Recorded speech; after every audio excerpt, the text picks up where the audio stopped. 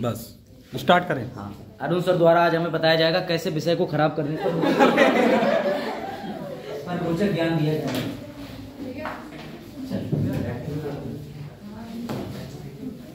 पढ़ाना है चलो बताओ। ऑलवेज वेलकम, अच्छे बच्चों को ऑलवेज वेलकम। क्या ये अपने जीवन के पढ़ाओ पढ़ाएंगे सर, वो बहुत जरूरी है जीवन में। है ना,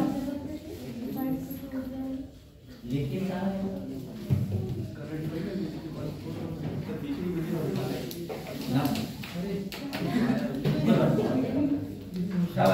रोडवेज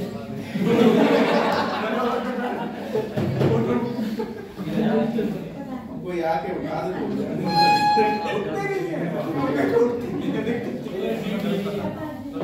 चलो एक क्वेश्चन आ चुका है, उस क्वेश्चन के बारे में बात कर लेते हैं। अच्छा क्वेश्चन, न्यायपालिका, आराम से लेटे रहो, कोई दिक्कत नहीं। ये है कि सुन पाओ, जैसा तुम्हें एडजस्ट करते हो, कोई सुनो। याद रखना, जुडिशरी में भी आपने पिरामिड देखा, और पिरामिड के बाद जो भैया ये सीढ़ी बनाई है, सीढ़ी के जो जितने भी पैर होते हैं वो एक दूसरे से जुड़े हुए होते हैं, इंटीग्रेटेड होते हैं। आ जाओ, इस इंटीग्रेशन को कहते हैं लिंक होना। तो कई बार बोला जाता है कि जुडिशरी एकीकृत है एवं पिरामिड प्रणाली है, लेकिन एक शब्द और बोला जाता है। जब भी मेंस में क्वेश्चन आएगा तो क्वेश्चन यही पूछ रहा होगा कि न्यायपालिका किन 3 चीजों पर निर्भर है। पहला, न्यायपालिका पिरामिड आकृति की है। दूसरा, इंटीग्रेटेड है, बस बात नहीं कर रहे हैं, एकीकृत है। एकीकृत का मतलब कि नीचे वाला कोर्ट हाई कोर्ट में जुड़ा है और हाई कोर्ट सुप्रीम कोर्ट से जुड़ा है। अब मेरा तुमसे सबसे भयानक सवाल है, केंद्र और राज्य दोनों में से जुडिशरी किसके हिस्से में जाती है? और डिस्ट्रिक्ट कोर्ट, हाई कोर्ट या सुप्रीम कोर्ट के जजेस को केंद्र के जज बोलोगे कि राज्य के जज बोलोगे? अरे आंसर नहीं देगा।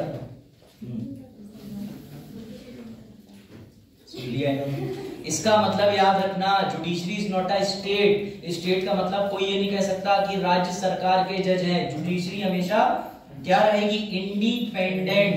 और ये बात मैं नहीं बोल रहा, ये बात तीसरे शब्द को प्लस के निशान के बाद क्वेश्चन मार्क है। इसे पूरा करने में हर साल मुख्य न्यायाधीश एक नोटिस जरूर निकालते हैं। ये देखो, ये हमारे आदरणीय रमन्ना साहब का स्टेटमेंट था कि कैन ट्रस्ट इंडियन जुडिशरी। हम इंडियन जुडिशरी पर ट्रस्ट कर सकते हैं। क्यों? क्योंकि ये एब्सोल्युटली स्वतंत्र है। और यही बात तुम्हारे वर्तमान सीजीआई साहब ने बोली है, पढ़ो। कॉलेजियम भी जरूरी है, चिंता ना करो, क्योंकि न्यायपालिका स्वतंत्र है। वर्ड कौन सा आया? हर साल जुडिशरी पे, इंडिपेंडेंस वर्ड पे कोई ना कोई इंपॉर्टेंट आर्टिकल न्यूज में आता ही आता है। तो याद रखना, जुडिशरी यूपीएससी के लिए ना 2 मजेदार चीजें कर देता है। बच्चों को लॉ की जानकारी नहीं होती, दूसरा टीचर को भी नहीं होती जो समझाने आता है। तो इसलिए वो ऐसे क्वेश्चन दाग देते हैं कि तुम्हें लगता है अरे आउट ऑफ सिलेबस हो गया। समझे बात को? इसलिए ये चीज याद रखना। तो डीवाई चंद्रचूड़ साहब ने भी यही कहा था कि भरोसा रखो जज सेलेक्टिंग कमेटी पर। अब इसका जरा आंसर दे दो, मजा आ जाएगा। क्वेश्चन अच्छा है, बड़ी स्वतंत्र, एकीकृत, पिरामिड संबंधित है। न्यायपालिका, रिश्तेदारी, हमें क्या पता, सर से जुड़ा है। अब इसका उत्तर जो भी नहीं दे पा रहा है उसके लिए 14 रुपए मॉर्टिन आती है, इतनी बड़ी टिक्की आती बनी हुई, उसे जलाए और सो जाए, खाए नहीं तब भी बच जाओ। समझ गए? तो इसका उत्तर है न्याय। बेटा अब हम आगे जिस चीज में एंटर होने जा रहे हैं उसमें तुम्हें एक स्टोरी सुनने की मिलेगी, उस बच्चे की जो क्लास का सबसे खतरनाक मॉनिटर हुआ करता था। बड़ा अच्छी स्टोरी है, तुम्हें आनंद आएगा। कोई ना कोई यहाँ बचपन में ऐसा बैठा होगा जो टीचर की बेटिया क्लास में उसके साथ पढ़ी, उससे भी खौफ रखता हो। अगर ये टीचर की बेटी नहीं होती तो मैं बताता, है ना? ऐसे होंगे ना, आज ऐसी स्टोरियां निकल के आएंगी, तुम्हें आनंद आएगा। टीचरों के बच्चे भावुक ना हो, तो ये है क्या यहाँ पे कई है। चलो आज टीचरों के बच्चों को हम लोग कमेंट में क्रिटिसाइज करेंगे। अब याद रखना, सबसे पहली बात यह है कि आज तुम्हें एक सिद्धांत पढ़ना है। उस सिद्धांत का नाम है शक्तियों का पृथक्करण। इसे मैं तुम्हें पहले बेसिक समझाऊंगा, फिर एडवांस लेवल पे लेके जाऊंगा। बेसिक समझे? चलो भाई पहले इसका बेसिक पढ़ लीजिए, ठीक है?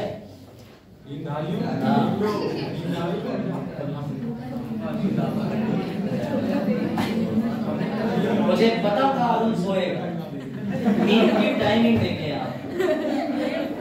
अरुण तुम्हारे लिए स्पेशली आया। नींद में दखल है सर, उसमें नीचे लिखा भी है वो हमारी नींद में दखल ना। ये लो, ये सपना के लिए आया है नींदधारियों को। अरुण मैच कर रहा है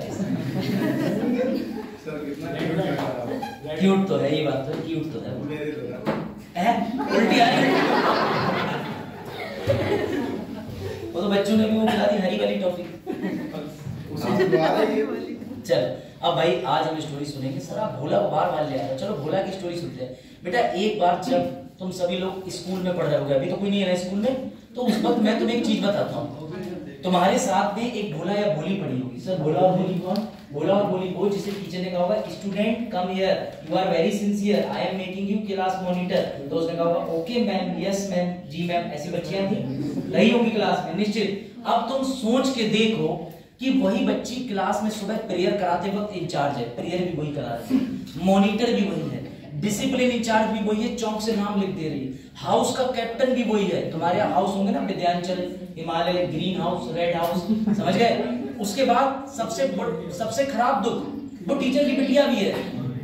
अब जरा तुम सोच के देखो कि किसी एक बच्चे पर इतने अधिकार तुमने भर भर के कूट के दे दिए। अगर वो बच्ची चाहे तो किसी बच्चे को क्लास में नहीं बैठने देगी, डिसिप्लिन में नाम कटवाएगी, टॉपर तो वो खुद है, अपनी मम्मी से कह के ट्यूशन भी नहीं पढ़ने देगी, घर पे डांट अलग पढ़वाएगी। उसके अलावा ये समझो कि जो दूसरे बच्चे हैं उससे कोई आगे नहीं निकल पाएगा। कोई डाउट?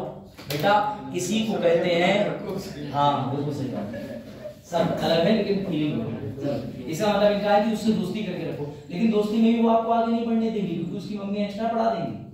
हाँ ऐसा होता है। तो सुनो बेटा, इसे ही कहते हैं शक्तियों का एकीकरण। भारी दुरुपयोग हो रहा देश संकट में। सर कैसे? अगर तुम्हारे राष्ट्रपति को हम प्रधानमंत्री की सारी शक्तियां दे दें, हम उन्हें कैग की सारी शक्ति दे दें, हम उन्हें सुप्रीम कोर्ट के सीजेआई की सारी शक्तियां दे दें, तो जरा सोच के देखो अकेले प्रेसिडेंट साहब के आज सर में खुजली हो रही है।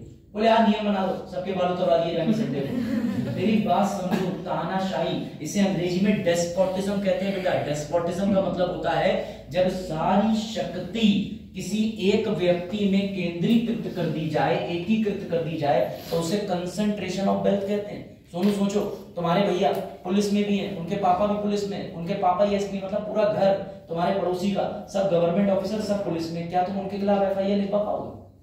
ये तो एकीकृत बात हो गई। इसी प्रणाली से बचने के लिए कई ऐसे साइंटिस्ट आए। सर साइंटिस्ट तो साइंस में होते हैं बेटा, यहाँ साइंटिस्ट नहीं, यहाँ थिंकर्स होते हैं जो सोचते हैं, जिन्हें दिन भर कोई काम नहीं, पेड़ के नीचे खाली बैठे थे, फल गिरा, ये क्यों गिरा, क्यों गिरा, ये मेरे ऊपर ही क्यों गिरा, समझ गए? तो ये लाली रंग का क्यों है? तो आइंस्टीन को ग्रेविटी की वजह से खोज करने का मौका मिला है ना।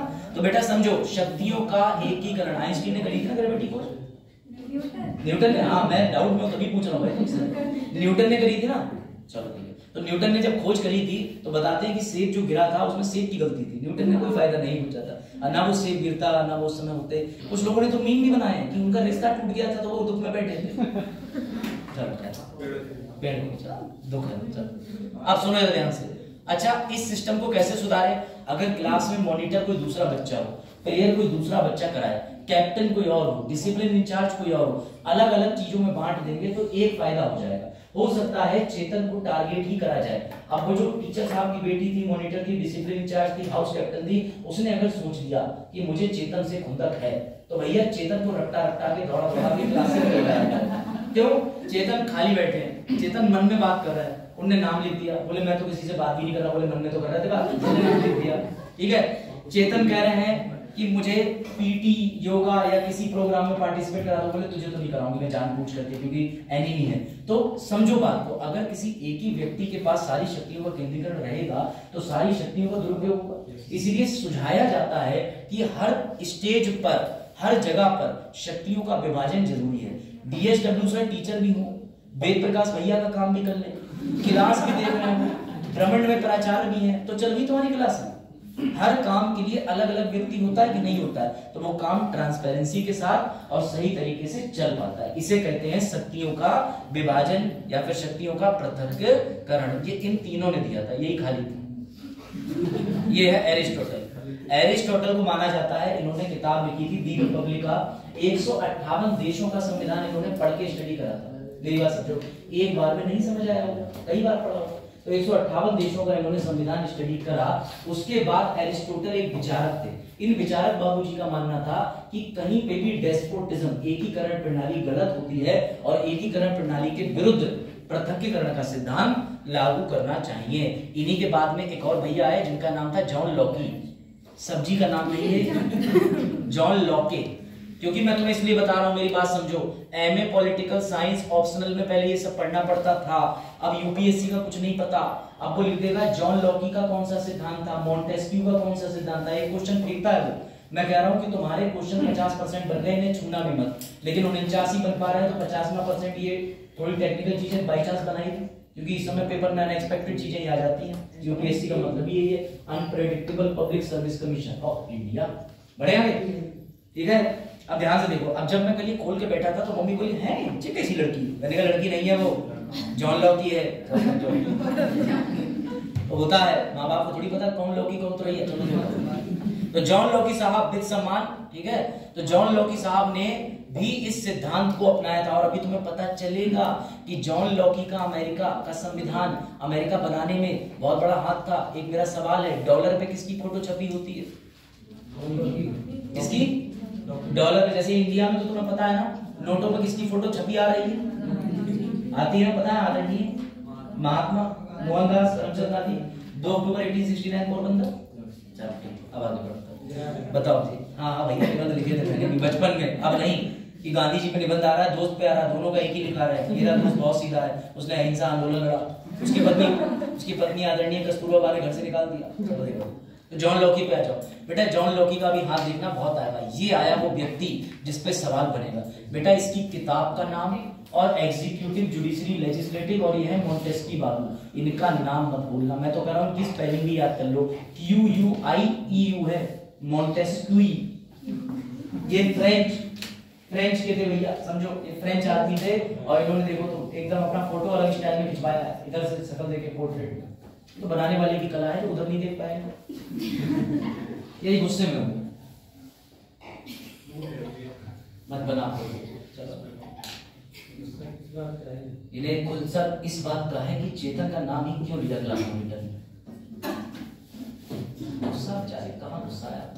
थ्योरी देख रहा है, खुद की बनाई रचना देख रहा है। लेकिन अच्छी बात है, ये बहुत बहुत बड़े थिंकर थे। एरिस्टोटल ने तो हर विषय पे थिंकिंग की। सोशियोलॉजी पढ़ा किसी ने? सोशियोलॉजी अब पढ़ा भी होगा तो भी नहीं पता है। बीएड पढ़ा, बीएड वाले तो अभी मुझे सब पता है, खुद पूछ लूंगा। बीएड वाले सब बैठे हैं बेटा। बीएड में भी तुमने पढ़े होंगे ब्लॉसम, जो है क्या कहते हैं, ब्लॉसम और ब्लूम, टैक्सोनॉमी, सब पढ़े थे। वहां भी इनमें से एक तो कूदे हैं। इतने थिंकर्स वहां पे भी आए हैं, समझ रहे हो। बीएड के अंदर बुद्धि लब्धि का सिद्धांत किसने दिया था? विनित ने। पढ़ा है कि नहीं? तुमसे तो मैंने पढ़ के भूल गया, तो याद है। इन्होंने किताब लिखी थी द स्पिरिट ऑफ लॉज। हमेशा याद रखना, मॉन्टेस्क्यू ने बताया था कि कार्यपालिका, न्यायपालिका और विधायिका 3 शक्तियां विभाजित कर दो। क्योंकि क्लास मॉनिटर एक ही व्यक्ति को बनाओगे, उसी को तुम बनाओगे हाउस कैप्टन इंचार्ज, तो वो अपनी शक्ति का दुरुपयोग करेगा। 3 व्यक्ति बिठाओ 3 अलग अलग जगह पर, जिससे अगर एक व्यक्ति सो गया तो सारे कर्तव्य सो गए। अगर 3 व्यक्ति हैं तो कोई 2 तो जगह रहेंगे। समझे बात को? अब इसी सिद्धांत को मैंने अपने तरीके से भी समझाया। लो भैया दिखा देता हूं। उससे पहले ये समझ लो, अमेरिका का संविधान बनाने में जिनका हाथ है वो है लॉके और मॉन्टेस्क्यू, जो पीछे देखे थे। और याद रखना, डॉलर पे जिसकी पिक आती है उनका नाम है थॉमस जेफरसन। कहीं यूपीएससी में नहीं आएगा, बस इंटरेस्ट के लिए बता दिया, क्योंकि अमेरिका के फाउंडर यही हैं। लेकिन ये सवाल बन गया ग्रुप डी में कि अमेरिका के खोजकर्ता या अमेरिका के फाउंडिंग फादर कौन है? तो भैया यही है, थॉमस जेफरसन। इन्हीं की डॉलर पे फोटो बनी होती। पिछली बार तो मैंने बच्चों को फोटो नोट्स में डाली थी, नोट्स में है फोटो नहीं, बच्चों के लिए फोटो नोट्स में डाल के दिखाई। चलो आगे बढ़े। डॉलर पे पिक इन्हीं की है। डॉलर वो नहीं जिसका सलमान खान विज्ञापन देते हैं, डॉलर बने अपना लग पहन के, वो नहीं, समझ रहे हो। हमारे क्लास में एक लड़की थी, उसका नाम नहीं लेंगे, उसके नाम के भी ऐसे ब्रांड आते थे। तो बच्चों ने उससे पूछा, हाँ ले लिया, तो लेके आई।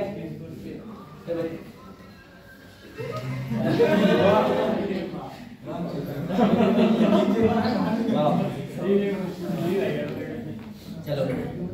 देखो भैया, फाउंडिंग फादर यूएसए, अमेरिका का संविधान और शक्तियों का पृथक्कीकरण अमेरिका में तुम्हें वास्तविक रूप से देखने को मिलता है। बाहर राज्यों का सिस्टम बहुत मजबूत, केंद्र का सिस्टम बहुत मजबूत, राज्य और केंद्र में शक्तियों का पृथक्कीकरण बहुत बड़े स्तर पे है। इसलिए अमेरिका में ट्रू फेडरलिज्म है, अमेरिका में संघवाद है, अमेरिका में राज्य और केंद्र के बीच शक्तियों का विभाजन है, सब कंसेप्ट है।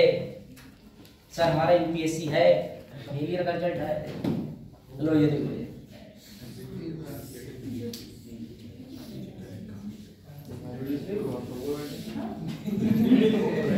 जुडिशरी एग्जीक्यूटिव का सफेद वाला साफ भी कर रहे हैं, शिट ऑफ द वर्ड्स।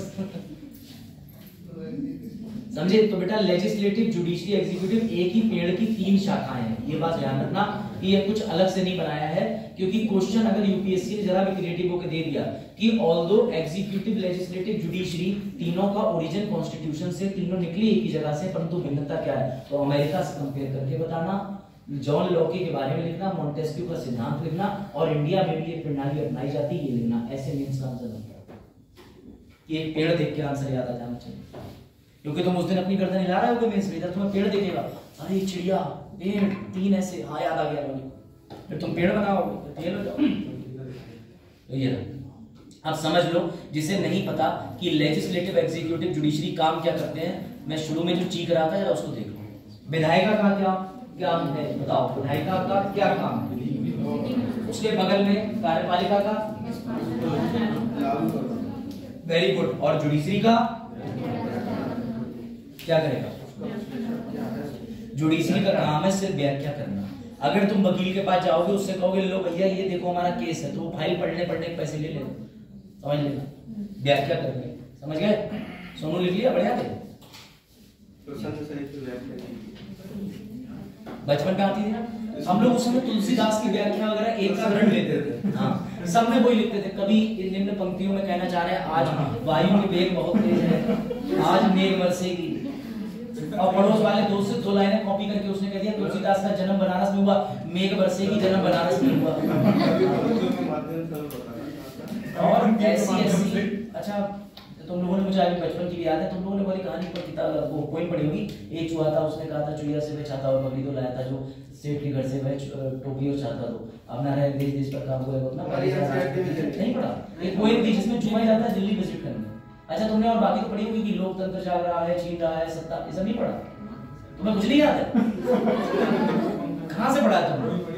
मुझे chapter by chapter, poem by, और ये भी है ना कि वो तो होगा ना कि पद भूल ना जाना, पति कहीं पद में काटने से हरिवंश राय बच्चन, ये सब हाँ अमिताभ बच्चन के चाचा पापा।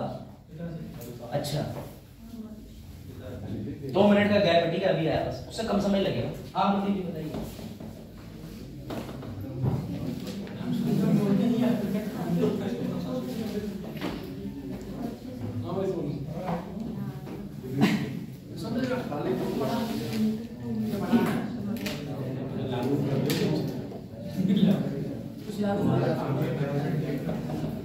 हाँ वापस आ जाओ,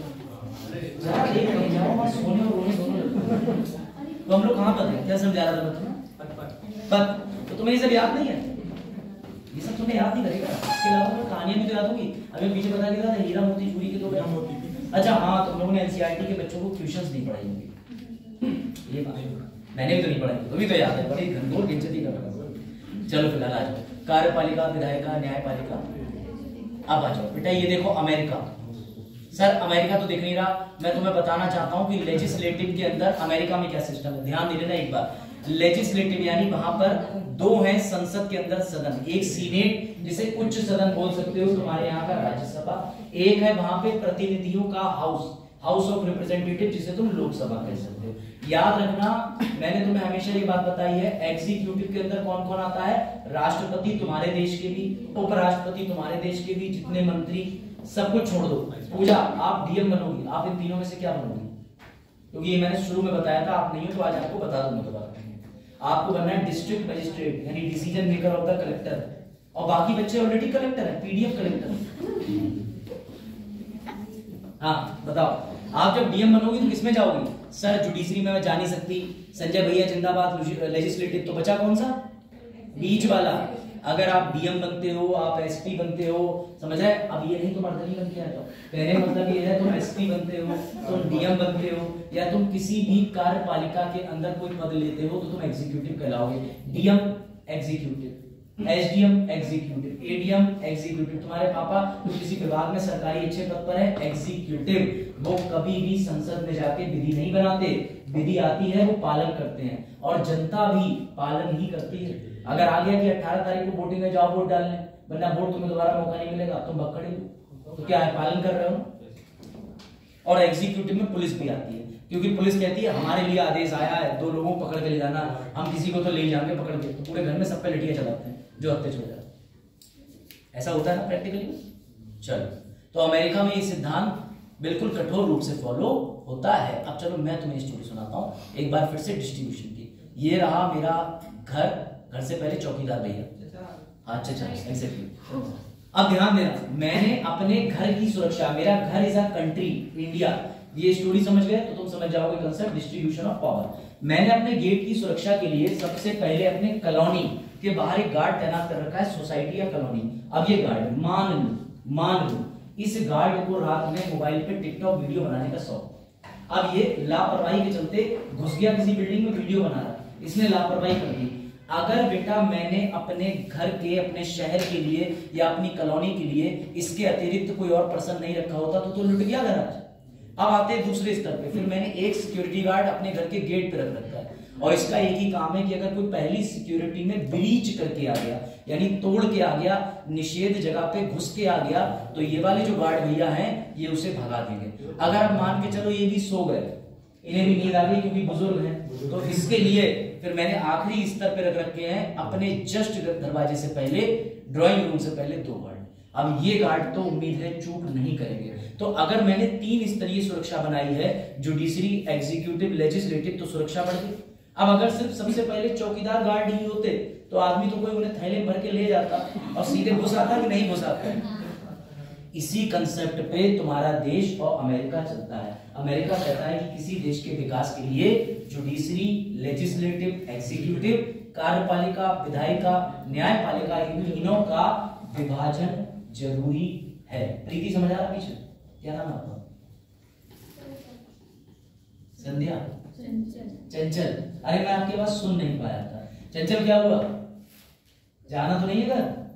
ऊपर से जा रहे हैं ओवर ब्रिज की तरफ। एक्चुअली जो बच्चे शुरू से आ रहे हैं वो तो कनेक्ट कर पाएंगे, जो बाद में आ रहे हैं और जिनको सब्जेक्ट अच्छा लग रहा है वो भी आज कनेक्ट कर पाएंगे, है ना पूजा? हाँ देखो इधर ध्यान दो, इधर तुम लोग, इधर सामने, उधर नहीं। आज हम पढ़ेंगे doctrine of check and balance. Sir bank वाला चेक नहीं, जब भी कभी कार्यपालिका, विधायिका और न्यायपालिका, प्रूफ करके दिखाता हूँ, मजा आएगा। अरुण तुम तो सुस्त हो, रजनी आप खड़ी हो जाइए, धर्मेंद्र आप भी खड़े हो जाइए अपनी जगह पर, एक प्रैक्टिकल करके दिखाते हैं। पूजा नई छात्रा आप भी खड़ी हो जाइए। अरे गेम है, it's a kind of game, musical chair होता है, समझ आ? आप सुनो, ध्यान से सुनो। धर्मेंद्र को बनाते हैं लेजिस्लेटिव, ये हैं विधि बनाने वाले नेताजी हमारे, समझ गए? नेताजी। ये डीएम साहब कार्यपालिका, वो जज साहब न्यायपालिका। मेरी बात समझना ध्यान से, तो मैं प्रैक्टिकली सब क्लियर कर। इधर आ जाओ धर्मेंद्र, इधर मुंह कर लो फेस, बाई चांस में ऑकवर्ड लग रहा है ना। धर्मेंद्र ठीक है, रंगोरा कद 5 फुट लापता है, वो चिपका होता है ना वहां पे स्टेशन पे, चिपका होता है स्टेशन पे होता है ना। धर्मेंद्र घबराना नहीं, हो तुम्हारे साथ। अब धर्मेंद्र का काम सुनो। धर्मेंद्र ने एक विधि बनाई, हर घर लड़का पीटो योजना। ठीक है भाई, महिलाओं की जो है दर गिर गया काफी, कोई भी जो व्यक्ति है वो नहीं चाह रहा कि पुत्री प्राप्त हो जाए, तो इन्होंने संसद में एक बिल पेश करा कि हर घर पुत्र पीटो योजना। अब इन्होंने पुलिस को ऑर्डर दिए और इन्होंने कहा कि जाओ जितने पुत्र हैं सबको पीटो। आपने क्या काम करा? विधि बनाई। विधि बनाने के बाद जितने भी जिले हैं उत्तर प्रदेश के अंदर या पूरे भारत के अंदर जितने भी राज्य हैं उसके अंदर डीएम होते हैं, सबको पता है। ये रही डीएम मैडम। डीएम मैडम ने फैक्स से नोटिस निकाला, नोटिस आया, इन्होंने देखा हर घर पुत्र पीटो योजना। क्या आप इस स्टेज पर इनकी योजना को मना कर सकती हैं? नहीं। यही तो सवाल है, ध्यान देना, एक एक चीज आगे आएगी। क्या डीएम साहब, आप भी ध्यान देना सब लोग, क्या डीएम साहब मना कर देंगे इनसे? नहीं, तुम्हारी योजना की भाड़ में। मुझे ये ठीक नहीं लग रहा, मैं तो हर घर बेटा पीटो वाला नहीं, मैं तो खुद ही चाहती हूँ 2-3 बेटे हो जाए, छुट्टी हो, मैंने तुम्हारी योजना मानी। तो बताओ क्या ये इस बात का विरोध कर सकती है? कर सकती है? नहीं कर सकती। अब सुनो ध्यान से, मजेदार था, इन दोनों के बीच में अलगाव देख लिया, डिफरेंस देख लिया, लेकिन क्या ये इनका कुछ बिगाड़ सकते हैं? ये भी बताओ, क्या हमारे डीएम साहब एग्जीक्यूटिव लेजिस्लेटिव का कुछ बिगाड़ सकते हैं? आप कुछ कर सकते हैं? नहीं कर सकते। ये दोनों कमजोर है।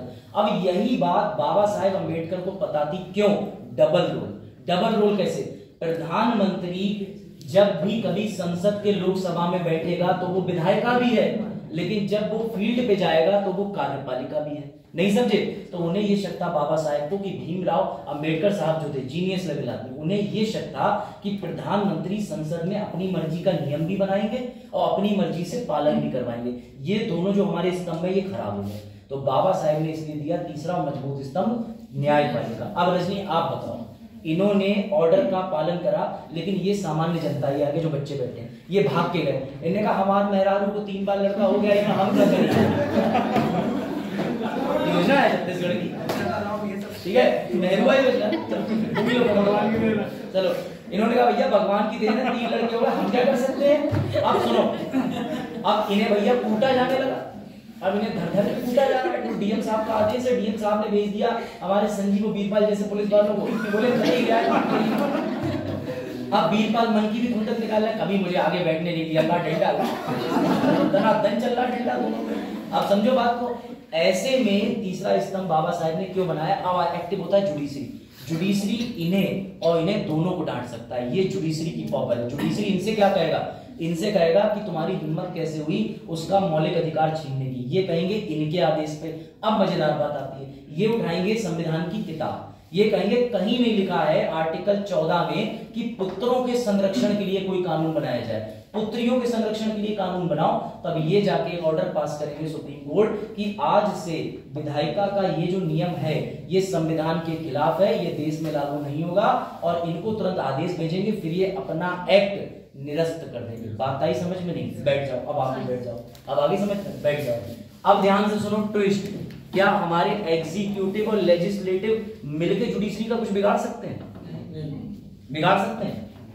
अब मैं तुम्हें एक और ट्विस्ट में लेके आता हूं, अब तुम और सोचोगे, इस हिसाब से तो ये तीनों बाहुबली हो गए। लेजिस्लेटिव कह रहा है ये दोनों मेरा कुछ नहीं बिगाड़ सकते, निपट लूंगा।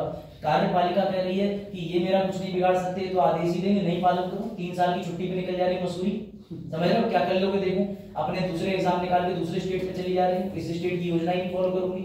ये जुडिशरी ये कह रहा है मैं तो जो चाहे वो कर सकता हूँ, पूरे भारत में मेरा कोई कुछ नहीं कर सकता। यही बात अमेरिका में है कि अमेरिका में तीनों तानाशाह, लेकिन इंडिया में नहीं है। इंडिया में कोई तानाशाह नहीं है। सर कैसे सिद्ध करो? अगर सुप्रीम कोर्ट के जज साहब बिना बात के, बेमतलब के हमारी विधायिका के हर बनाई हुई विधि को खत्म करेंगे तो जज साहब के खिलाफ चल जाएगा इम्पीचमेंट। जैसा राष्ट्रपति के खिलाफ महाभियोग होता है, वैसे ही धर्मेंद्र अपने यहाँ जितने लोकसभा के सदस्य हैं, राज्यसभा के, सबसे कहेंगे ये जज बहुत गलत फैसले दे रहा है, इसके खिलाफ निकलवाओ, इसे हटाने का विधेयक। समझे? इसी चीज को कहते हैं डॉक्ट्राइन ऑफ जांच नियंत्रण। अगर हम रजनी को बिल्कुल ही ओपन छोड़ देंगे कि किसी का डर नहीं रहेगा, तो रजनी बन जाएंगी तानाशाह, हिटलर। इसलिए रजनी के मन में भी थोड़ा डर होना चाहिए कि विधायिका जो है वो मुझे अपनी पोस्ट से हटा सकती है। दूसरी चीज समझो, राष्ट्रपति कौन होता है? राष्ट्रपति कार्यपालिका का प्रमुख होता है, वो कार्यपालिका होता है। ऐसे में अगर संसद अपनी मनमानी कर रहा है तो ये जो मैडम है, ये मान के चलो अगर राष्ट्रपति हैं और ये कार्यपालिका है, तो ये जब नई सरकार बन के आती है तो राष्ट्रपति पीएम की नियुक्ति करते समय कहता है जाओ बहुमत सिद्ध करो। वहां पे बहुमत सिद्ध नहीं हुआ तो प्रेसिडेंट विधायिका को भगा देता है। ये बहुत बड़ी पावर है, समझे?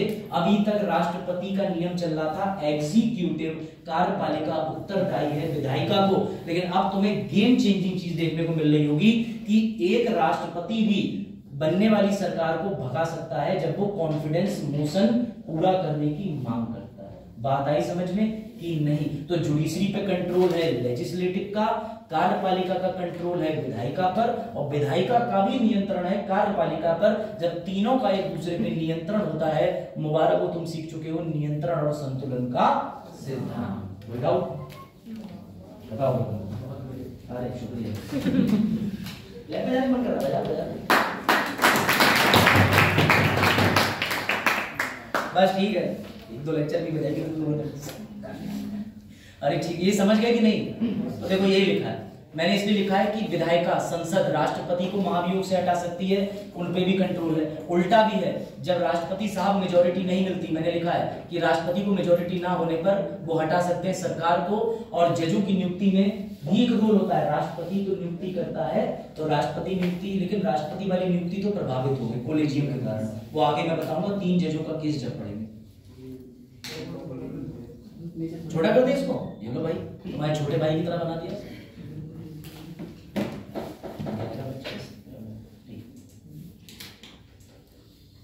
अरे अरुण तुम तो जाग गए, इतना अच्छा पढ़ा दिया। बोले नहीं सर, वो अभी रंग होना है ना, क्या कहते हैं, अब की बार आ रही है होली, तो दीवारों पे कलर कराना है, तो मैं ये देख रहा था प्रोजेक्टर वाले रंग कैसे लगते हैं दीवारों पे, है ना। नेहरू ले, हमारे घर के बगल में पेंट की दुकान थी, फिर पता नहीं उसका कोई पेंट नहीं मिला, फिर बंद, फिर हमने मेडिकल खोल।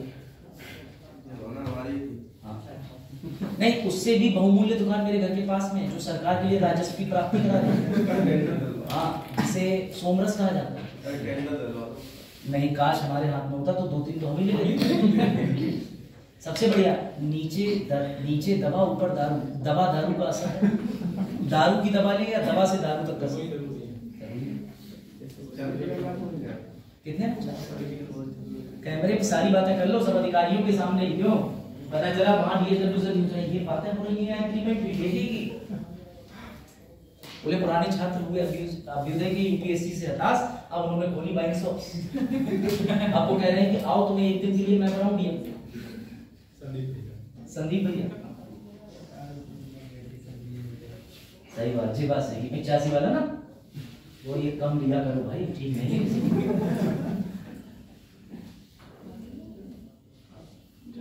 हमारी यूनिवर्सिटी में लड़के उस बोतल के अंदर भर के लाए थे एपीफिज, और पी रहे थे, फिर भी उनको नशा हो गया। मैंने कहा ऐसा, फिर वो सब सस्पेंड हुए ऐसा, क्योंकि टीचर ने कहा भले ही उसके अंदर वो नहीं है, लेकिन तुम ये एक्ट जो कर रहे हो वो तो इनडिस्केंसलेस हो जाता है। लेकिन कोई दिक्कत नहीं, उन्होंने दूसरे कॉलेज में एडमिशन ले लिया। एसटीडी था, लड़के तो बहुत होशियार होते हैं, माँ बाप से 10,000 रुपया मंगाएंगे जहाँ 2500 के बस सकता हो। उन्हें पता पिताजी भी बार्गेनिंग करके 4,000 भेजेंगे। सत्य बता रहा हूँ, कभी ट्राई करना, पापा से कहना पापा 1000 रुपए दे दो, ऐसे ही बाजार में काम है ना, 150 रुपए मिले तो कहना। और उसमें भी लौटते आओ ही की डिब्बी ले आना 40 तब तुम उल्टा अपनी जेब खाली करके दे दो, लो तुम ही रख लो, 5 का सिक्का हटा जाएगा। तो ऐसा होता है। और लड़कियों के साथ अलग है, लड़कियों के पास पैसा ज्यादा होता है पर खर्च करने की व्यवस्था नहीं होती। उनके साथ अपोजिट है, उन्हें मम्मी ने 2000 मांगने पे 4000 दे दिया, अब वो बाजार जा रही है, वो कंफ्यूज है, तो बोले यार ये गुलाबी वाली चुनी है, और उन्हें ये पता 3 गुलाबी घर पे रखी है, फिर अलग से साहब पीली चुन्नी आ रही है, उसके संग सफेद चुन्नी आ रही है। ये कोई पैसा खर्च करने की चीज है। लड़कों से सीखो, मोटरसाइकिल पे चैन स्नैचिंग कर लेते हैं, दुपट्टा छीन के भाग जाते हैं। हमारा यूपी, चलो अब ऐसा होता नहीं, एक क्राइम है, ऐसा कोई करे ना, कहीं सोनू का संगठित हो सकता है, और सोनू जाते हैं मोटरसाइकिल पे, बाद में सोनू के लिए बेल लगवा रहे हैं। चलो अब आ जाओ। अच्छा एक चीज और है, सबसे इंपॉर्टेंट चीज तो अब आ रही है जो बड़ा मजेदार है। बताओ काजल, जरा सोच के जवाब दो।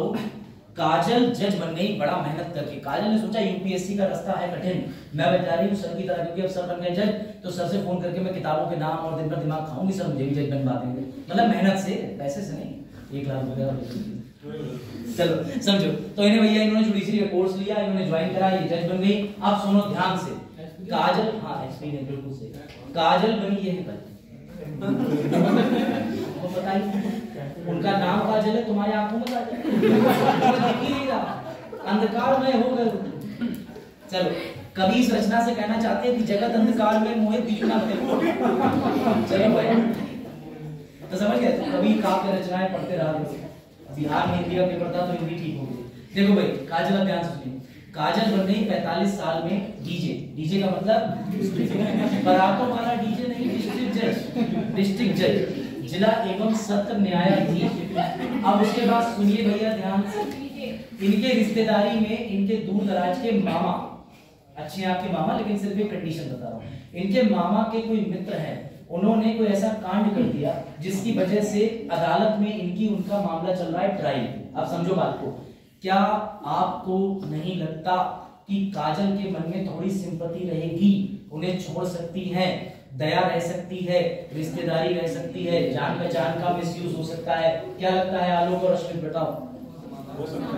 हो सकता है कि नहीं?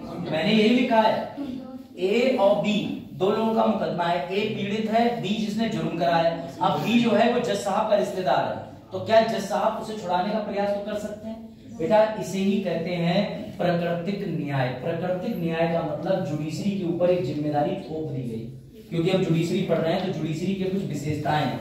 सबसे पहली विशेषता है कि जुडिशरी को हर हाल में प्राकृतिक न्याय फॉलो करना है। तुरंत ही काजल को उस केस से पीछे हट जाना चाहिए कि ये दूसरे डिस्ट्रिक्ट में ट्रांसफर कर दो, या इसको सुनने के लिए मुझसे नीचे और एक अतिरिक्त जज साहब मौजूद हैं, वो सुनेंगे, लेकिन मैं नहीं सुनूंगी, क्योंकि हो सकता है कि मामा की वजह से मैं तुम्हें इसमें सजा कम दे दूं, जुर्माना ना लगाऊं या छोड़ दूं। तो याद रखना, जुडिशरी की सबसे पहला कर्तव्य होता है प्राकृतिक न्याय का पालन करना। कोई डाउट?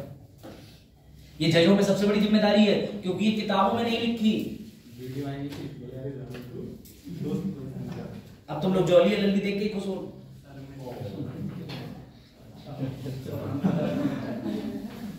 देखो, मनुष्यों की बात नहीं मान रहे तो पशुओं की मान लो। लड़का अच्छा पढ़ाता है, पढ़, ठीक है ना। अब जो बेचारे 155 लोग हैं ना ग्रुप में, 150-53 सब देखते हैं, लेकिन अब वो किस मुंह से आए? उन्हें लगता है सिलेबस तो पूरा हो ही गया, अब आगे बैठेंगे तो सर पढ़ाएंगे स्टार, हम समझेंगे सन। कि 150 है वो शुरू में कर दिया होगा। अरे कोई बात नहीं, रिमूव करने का मेरा ही मन करता है, लेकिन उसमें कुछ है, छोड़ बच्चा एडमिट नहीं कर दूंगा रिमूव। बताओ इधर आ जाओ, चलो। अब बताओ, अनुच्छेद 12 के तहत आपने परिभाषा पढ़ी थी राज्य। क्या राज्य के अंदर जुडिशरी आता है? सर अभी आप इतनी बड़ी बड़ी बातें कर रहे हो कि कार्यपालिका, विधायिका, न्यायपालिका, न्यायपालिका स्वतंत्र है, स्वतंत्र है। अब आप कह रहे हो कि न्यायपालिका स्वतंत्र है कि नहीं, क्या वो राज्य का हिस्सा है परिभाषा का या नहीं? तो बड़ा मजेदार परिभाषा है कि जब भी जज साहब जजमेंट दे रहे होंगे तो याद रखना वो स्वतंत्र हैं, पर जब वो जजमेंट नहीं दे रहे होंगे तो वो स्वतंत्र नहीं है। यानी किसी भी जज को जजमेंट देते समय स्वतंत्र होना जरूरी है। सर आपने ये बात यहाँ पे क्यों बताई? एक क्वेश्चन आ चुका है कि क्या जुडिशरी स्वतंत्र है, तो उस पर तुम्हें एक केस कोट करना पड़ेगा, नरेश मिराजकर केस 1967 का। इसमें बोला गया कि जुडिशरी जब कोई ऐसा कार्य कर रही है जिसमें जजमेंट देना है, फैसला सुना रही है, तो वो स्वतंत्र है। परंतु जब ऐसा कोई काम कर रही है जिसमें उसे अपना जजमेंट नहीं देना, अपने जज वाले कार्यों का निर्वहन नहीं कर रही, तब वो राज्य, क्योंकि वो भी किसी ना किसी राज्य के अंदर पैसा तो ले ही है, काम तो कर ही रहा। तो ये तुम इससे देख करके कर लेना, लेकिन उनके ऊपर एक सिद्धांत निभाने की जिम्मेदारी है, that is doctrine of natural justice. चलो इसे पढ़ लो, फिर आगे बढ़ते हैं। अब आगे बड़ा इंटरेस्टिंग स्टोरी आ गई है। 4 सुप्रीम कोर्ट भारत में खुलवाऊंगा मैं, और ये भी पूछूंगा, क्या सुप्रीम कोर्ट दिल्ली के अलावा पीलीभीत में लाया जा सकता है? कितनी बार पूछो? कहाँ पूछे? कई बार पूछो। तो बताओ उत्तर इसका। सवाल ये कई बार पूछा तब भी उत्तर नहीं है, बताओ क्यों नहीं ले जा सकते? डिप्लोमेटिक उत्तर, क्या तुमने चप्पल चुराना छोड़ दिया? हाँ या ना कहोगे तो दोनों में कैसे हो गया? ऐसे सवाल होते हैं, क्या तुमने हत्या नहीं करी? देखा क्यों नहीं करी, समझो। अब इसके बाद आ जाओ इंटरेस्टिंग चीज पे कि सुप्रीम कोर्ट तुम्हारे भारत में कौन सी दूरी तय करके आया है। ये देखो, अब तुम्हें जान के आश्चर्य होगा, पहले मैं तुम्हें बेसिक प्रोसेस बता दे रहा हूँ जो 3 सेकंड का है। 1 2 3 हो गए, नहीं बता रहा, अब सुनो ध्यान से, जरूरी है हर टाइम पे बताएं। समझो, आज की डेट में अगर तुमने पीलीभीत में कोई केस दर्ज कराया तो पीलीभीत के न्यायाधीश साहब उसका जजमेंट दे देंगे, तुम उसे चैलेंज कहां करोगे? हाई कोर्ट में। हाई कोर्ट में भी तुम्हें अगर न्याय नहीं मिला और हाई कोर्ट को भी लगा कि इस व्यक्ति की ये धारा जरूरी है, सुप्रीम कोर्ट जाना चाहिए, तो कहां जाओगे? बस सुप्रीम कोर्ट में यही कट लगा दो। बेटा पहले ऐसा नहीं होता था, जब तुम्हारा भारत आजाद नहीं था तब तुम्हारे पीलीभीत की तो छोड़ ही दो, तब सबसे पहले सत्र न्यायालय, जिला न्यायालय के बाद मामला जाता था और हाई कोर्ट के बाद जाता था इंग्लैंड। इंडिया में नहीं रहता था, इंग्लैंड जाता था। इंग्लैंड में मैडम की बेंच बैठती थी जिसे प्रीवी काउंसिल कहते थे। कौन सा काउंसिल? जितने भी मामले सुनते थे वो अंग्रेज सुनते थे। इसीलिए तुमने देखा होगा गांधी जी कहां वकालत पढ़ाई कहां करी थी?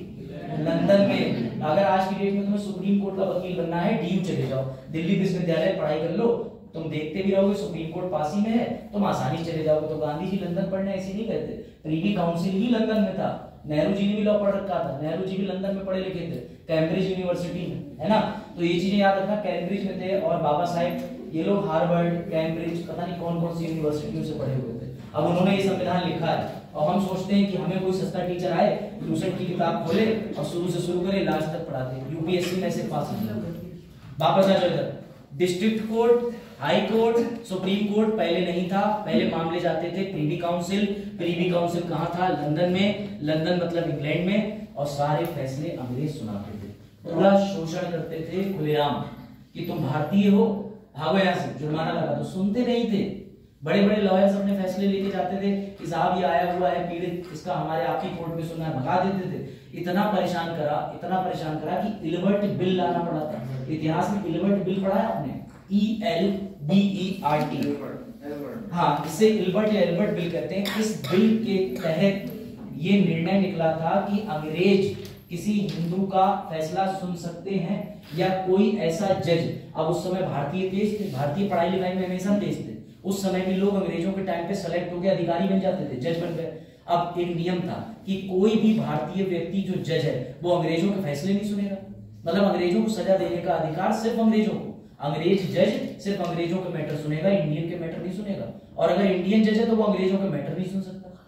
ये कौन सी बात है? हाँ ना, बोले आप। तो जितने अंग्रेज अपने आप को बहुत भारी करते हैं कि हम तुम्हारे विकास करने आए थे, तो ये रहा विकास, विकास बताओ।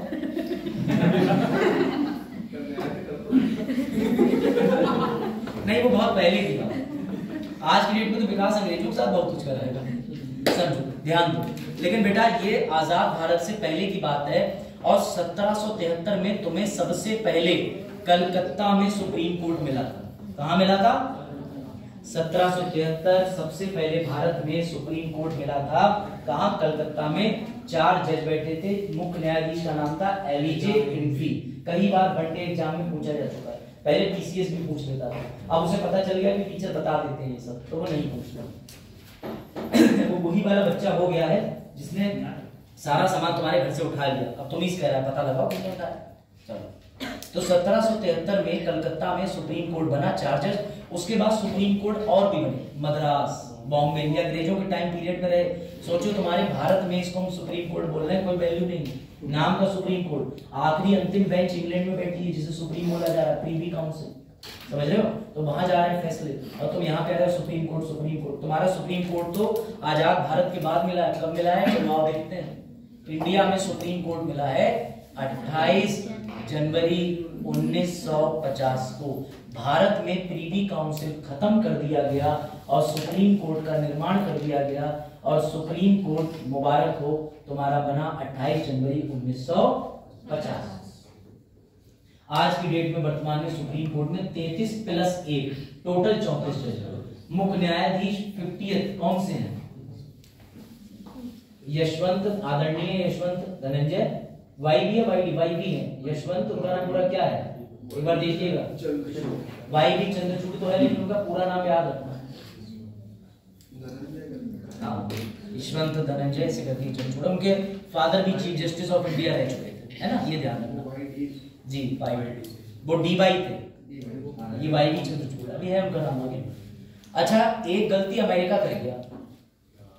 अमेरिका गलती ये कर गया, ध्यान देना, कि अमेरिका का मानना था कि जिस तरीके से प्रीवी काउंसिल वहां पर है और प्रीवी काउंसिल ने इंडिया में सुप्रीम कोर्ट दे दिया, हमारे अमेरिका में, अगर हमारा तो नहीं अमेरिका के अंदर ये कियास लगाया जाता है कि सुप्रीम कोर्ट की शक्तियां इतनी ज्यादा मत दो कि सुप्रीम कोर्ट अपने आप में तानाशाह बन जाए। लेकिन अमेरिका का सुप्रीम कोर्ट तानाशाह है, इंडिया का नहीं है। इंडिया में भी तुमने देखा ना, जांच और नियंत्रण का सिद्धांत है, लेकिन अमेरिका में नहीं है बेटा। अमेरिका में आज भी सुप्रीम कोर्ट का बहुत फियर है। और इंडिया में भी नेहरू जी इस बात से बहुत घबराते थे। वो कहते थे कि लोकसभा राज्यसभा की जगह सुप्रीम सभा ना बन जाए, क्योंकि सुप्रीम कोर्ट को तानाशाह बनाने का मतलब कि सुप्रीम कोर्ट भारत में कुछ भी रद्द कर सकती है। सर एग्जांपल दीजिए। तो एग्जांपल तुम्हारी ये लिखा होता है, इसको पढ़ो। फिर आज मैं तुम्हें बताता हूँ कि किताबें कौन सी पढ़नी चाहिए। ये मेंस में क्वेश्चन आज नहीं तो कल बनेगा, शर्त लगा लो।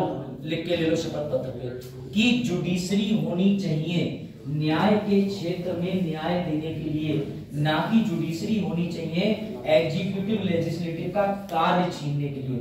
ये तुम्हें जो बुक दिख रही है अलादी कृष्ण स्वामी अय्यर ने बोला बेटा कोई महंगी किताब नहीं है, ये एनसीईआरटी में इतनी प्यारी बात लिखी है। एनसीईआरटी का ये है प्रिंट आउट, एनसीईआरटी का कटआउट है वो लिखा है। एनसीईआरटी में इतनी गजब चीज लिखी है कि न्यायपालिका को तीसरा स्तंभ बनने से रोको, उसका काम सिर्फ न्याय देने तक रखो। अगर वो संसद की जगह भी ले लेगी, कार्यपालिका की जगह भी ले लेगी तो न्याय तो खत्म ही हो जाएगा। ये बात का क्वेश्चन एनसीईआरटी से उठ के आएगा। अलादी कृष्ण स्वामी अय्यर जो कि संविधान सभा के सदस्य थे, उन्होंने जब सुप्रीम कोर्ट के बारे में संविधान में अनुच्छेद 124 से शुरुआत करी जा रही थी तब उन्होंने पिन पॉइंट किया था कि ये जो सुप्रीम कोर्ट है ये तानाशाह ना बन जाए, तो संविधान सभा की जो डिबेट है ये उसका अंश है। तुम्हारी एनसीईआरटी में पूरा चैप्टर है, पढ़ना बढ़िया है। सुप्रीम कोर्ट क्या क्या काम करता है, अब ज्यादा नहीं 10-5 मिनट का सीन और है, मतलब कुछ चीजें समझानी है, फिर तुम्ही से क्वेश्चन पूछूंगा मैं, ओवर हो जाएगा तो ज्यादा तुम बोर नहीं होगे क्योंकि बहुत टेक्निकल है। लेकिन आज भी ये पूरा नहीं होगा, कल इसका एक पार्ट रह जाएगा जिसमें आर्टिकल चलेंगे, आज पूरा कंसेप्ट हो गया। देखो ध्यान से सुनो, सुप्रीम कोर्ट के पास 5 शक्तियां हैं, कौन सी? सबसे पहले मूलभूत ओरिजिनल, दूसरी एडवाइजरी, एडवाइजरी जिसमें राष्ट्रपति सुप्रीम कोर्ट से कहता है कि मुझे ये संविधान का अनुच्छेद समझ नहीं आ रहा जरा बताना, वो भी समझाऊंगा। तीसरी है रिविजनरी, रिविजनल मतलब कह सकते हो पुनर्निरीक्षण करना। उसके बाद रिट माने याचिका, और उसके बाद लास्ट में जो आती है वो है अपीलेट यानी अपील करना। ये 5 तरीके के न्याय क्षेत्र सुप्रीम कोर्ट के हाथ में आते हैं। कितने तरीके के? पूजा और रचना वैसे जनरली एक ही क्लास होती है, लेकिन एक साल उन्हें डेंगू हो गया तो हमने उनकी दूसरी क्लास भी हथिया ली, मतलब ले ली, रिक्वेस्ट कल एक ही क्लास रखेंगे ना, तो ना 2-2 क्लास रखेंगे तो ज्यादा होगा। आज कह रहे थे अच्छा कल भी 2 क्लास रखें, अरे थैंक यू। सबसे पहले ओरिजिनल, मैंने तुम्हें फिर बता रहा हूं, क्या 2 लोग लड़े पीलीभीत में वो सीधे सुप्रीम कोर्ट जा सकते हैं बेटा? लेकिन अगर उत्तर प्रदेश और उत्तराखंड आपस में लड़ गए तो क्या वो डिस्ट्रिक्ट कोर्ट में किसके जाएंगे? दिमाग लगाओ, उत्तर प्रदेश और उत्तराखंड आपस में लड़ गए, अभी तक सर आपने 2 लोगों को लड़वाया था, सोमो धर्मेंद्र की लड़ाई करेंगे आप। अब ध्यान देना, अब मध्य प्रदेश और गुजरात लड़ गए, यूपी और उत्तराखंड लड़ गए, तो इनकी लड़ाई कौन निपटाएगा? किसके डिस्ट्रिक्ट कोर्ट में मामला दायर करोगे? उत्तराखंड कहेगा मेरे में कर दे, यूपी कहेगा मेरे में दाखिल कर दे, तो नहीं कर सकते, तो कहां जाएंगे? कभी केंद्र की किसी राज्य से लड़ाई होगी तब कहां जाएंगे? कई राज्यों से लड़ाई होगी तब कहां जाएंगे? तो मुबारक हो, तुम बिल्कुल सही सोच रहे हो बेटा, इसी को कहते हैं सुप्रीम कोर्ट। ये रहा, जब सुप्रीम कोर्ट ओरिजिनल कब जा सकते हैं? अनुच्छेद 131 में लिखा है जब राज्य आपस में लड़ जाए, बहुत सारे राज्य एक राज्य से, एक राज्य कई राज्यों से, केंद्र एक राज्य से, केंद्र कई राज्यों से, तब ओरिजिनली सुप्रीम कोर्ट जा सकते हैं। सर कैसे? कर्नाटका, केरला, तमिलनाडु, महाराष्ट्र, कावेरी जल विवाद, उसमें पहले राज्य मामला निपटाएंगे वरना अंत में सीधे सुप्रीम कोर्ट जाएंगे। कल का चैप्टर लिंक हो रहा है इसमें, समझिए बता रहा भावना वो है, उनका नंबर 15 से बेचारी स्टेटस लगाती है, हमसे कह रहे 15 क्या हो गया, नंबर भावना से है ना। अरे तो नंबर करेक्ट कर लिया, याद हो गया, दोनों के नाम में कंफ्यूजन हुई कब से? जब से एक दिन आप स्टार्टिंग में रेगुलर आने लगी, 2-4 बार में भावना हो गई, इन्हें भी नहीं याद, भावनाओं से खिलवाड़ है, ह्यूमन कंसाइंस से। चलो ठीक है, अब सुनो भैया, लेकिन सामान्य नागरिक मौलिक अधिकार के लिए सुप्रीम कोर्ट जा सकता है, ये ध्यान रखना। अब तुम्हें नींद नहीं आ रही है? क्यों? मोटी ले आया तुम घर से? चल अब तुम्हें यहां मजा आएगा, जरा सिविल के नीचे हिंदी पढ़ना, क्या लिखा है? जमीन के बगल वाला पढ़ो,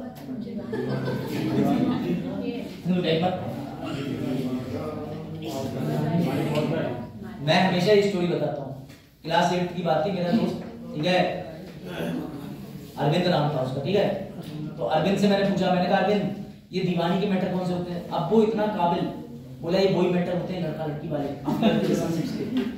अब भाई क्यूरियोसिटी मैंने पापा से पूछा, मैंने कहा पापा खुलेआम ये दीवानी मैटर लिखा है, दीवानी गलत चीज होती है, आपने बताया था। बोले गधे दीवानी का मतलब जमीन वाले विवाद, चार दीवारी के बीच में किसी की भूमि होती है, लैंड होती है, प्रॉपर्टी होती है, उससे संबंधित विवाद को दीवानी विवाद कहते हैं। तो अब तुम लोग जब कचहरी जाओ तो वकील साहब की तरफ दीवानी लिखी हो तो मत सोचना कितना बेकार आदमी है, दीवानी लिख के बैठा है, कल तो दूसरे वकील के पास जाएंगे। भैया न्यायालय की एक भाषा होती है, हर जगह की विशेष भाषा होती है, उसमें सिविल जमीन के बाद को, संपत्ति के बाद को दीवानी बोलते हैं, और फौजदारी बोलते हैं लड़ाई और झगड़े के। इसका ये मतलब नहीं कि वो सिर्फ आर्मी के मैटर देख रहा है, फौजदारी का मतलब होता है लड़ाई झगड़ा, समझे? अगर दो लोग आपस में ड्रमन में लड़ने लगे तो वो सिविल मैटर बनेगा या क्रिमिनल? क्योंकि लड़ाई वर्ड आ गया, लड़ाई, ठीक है? अब समझना, सिविल मैटर में कुछ नहीं होता, सिविल मैटर के अंदर कोई अरेस्ट नहीं होता जल्दी, संपत्ति के विवाद चलते हैं 10 साल 15 साल। अच्छे वकील एक काम करते हैं, अच्छे वकील ये काम करते हैं, जैसे सोनू आ जाए के पास 20 साल। बिल्कुल, मैं तुम्हें तरीका बता रहा हूँ कि मैंने एक सिविल मैटर था, उससे मेरी आरडी चली थी 1.5 साल। तो सिविल मैटर में यही होता है, आरडी एफडी कोई बात नहीं वकील, टू बी वेरी ऑनेस्ट। तो जमीन के विवाद में पता चल गया कि उनके पिताजी के बाद, मरने के बाद वसीयत के अनुसार बेटे की संपत्ति हुई थी। अब पिता का एक और बेटा निकल आया जो इस बेटे को नहीं पता, समझ गया ना? गोपनीय, जो हमेशा अपनी माँ से ये पूछता रहा, माँ आज पापा चौथ पे क्यों नहीं आए, माँ पापा दिवाली पे क्यों नहीं आए, पापा कहीं और चले गए, चलो समझो। तो ऐसे रिश्ते।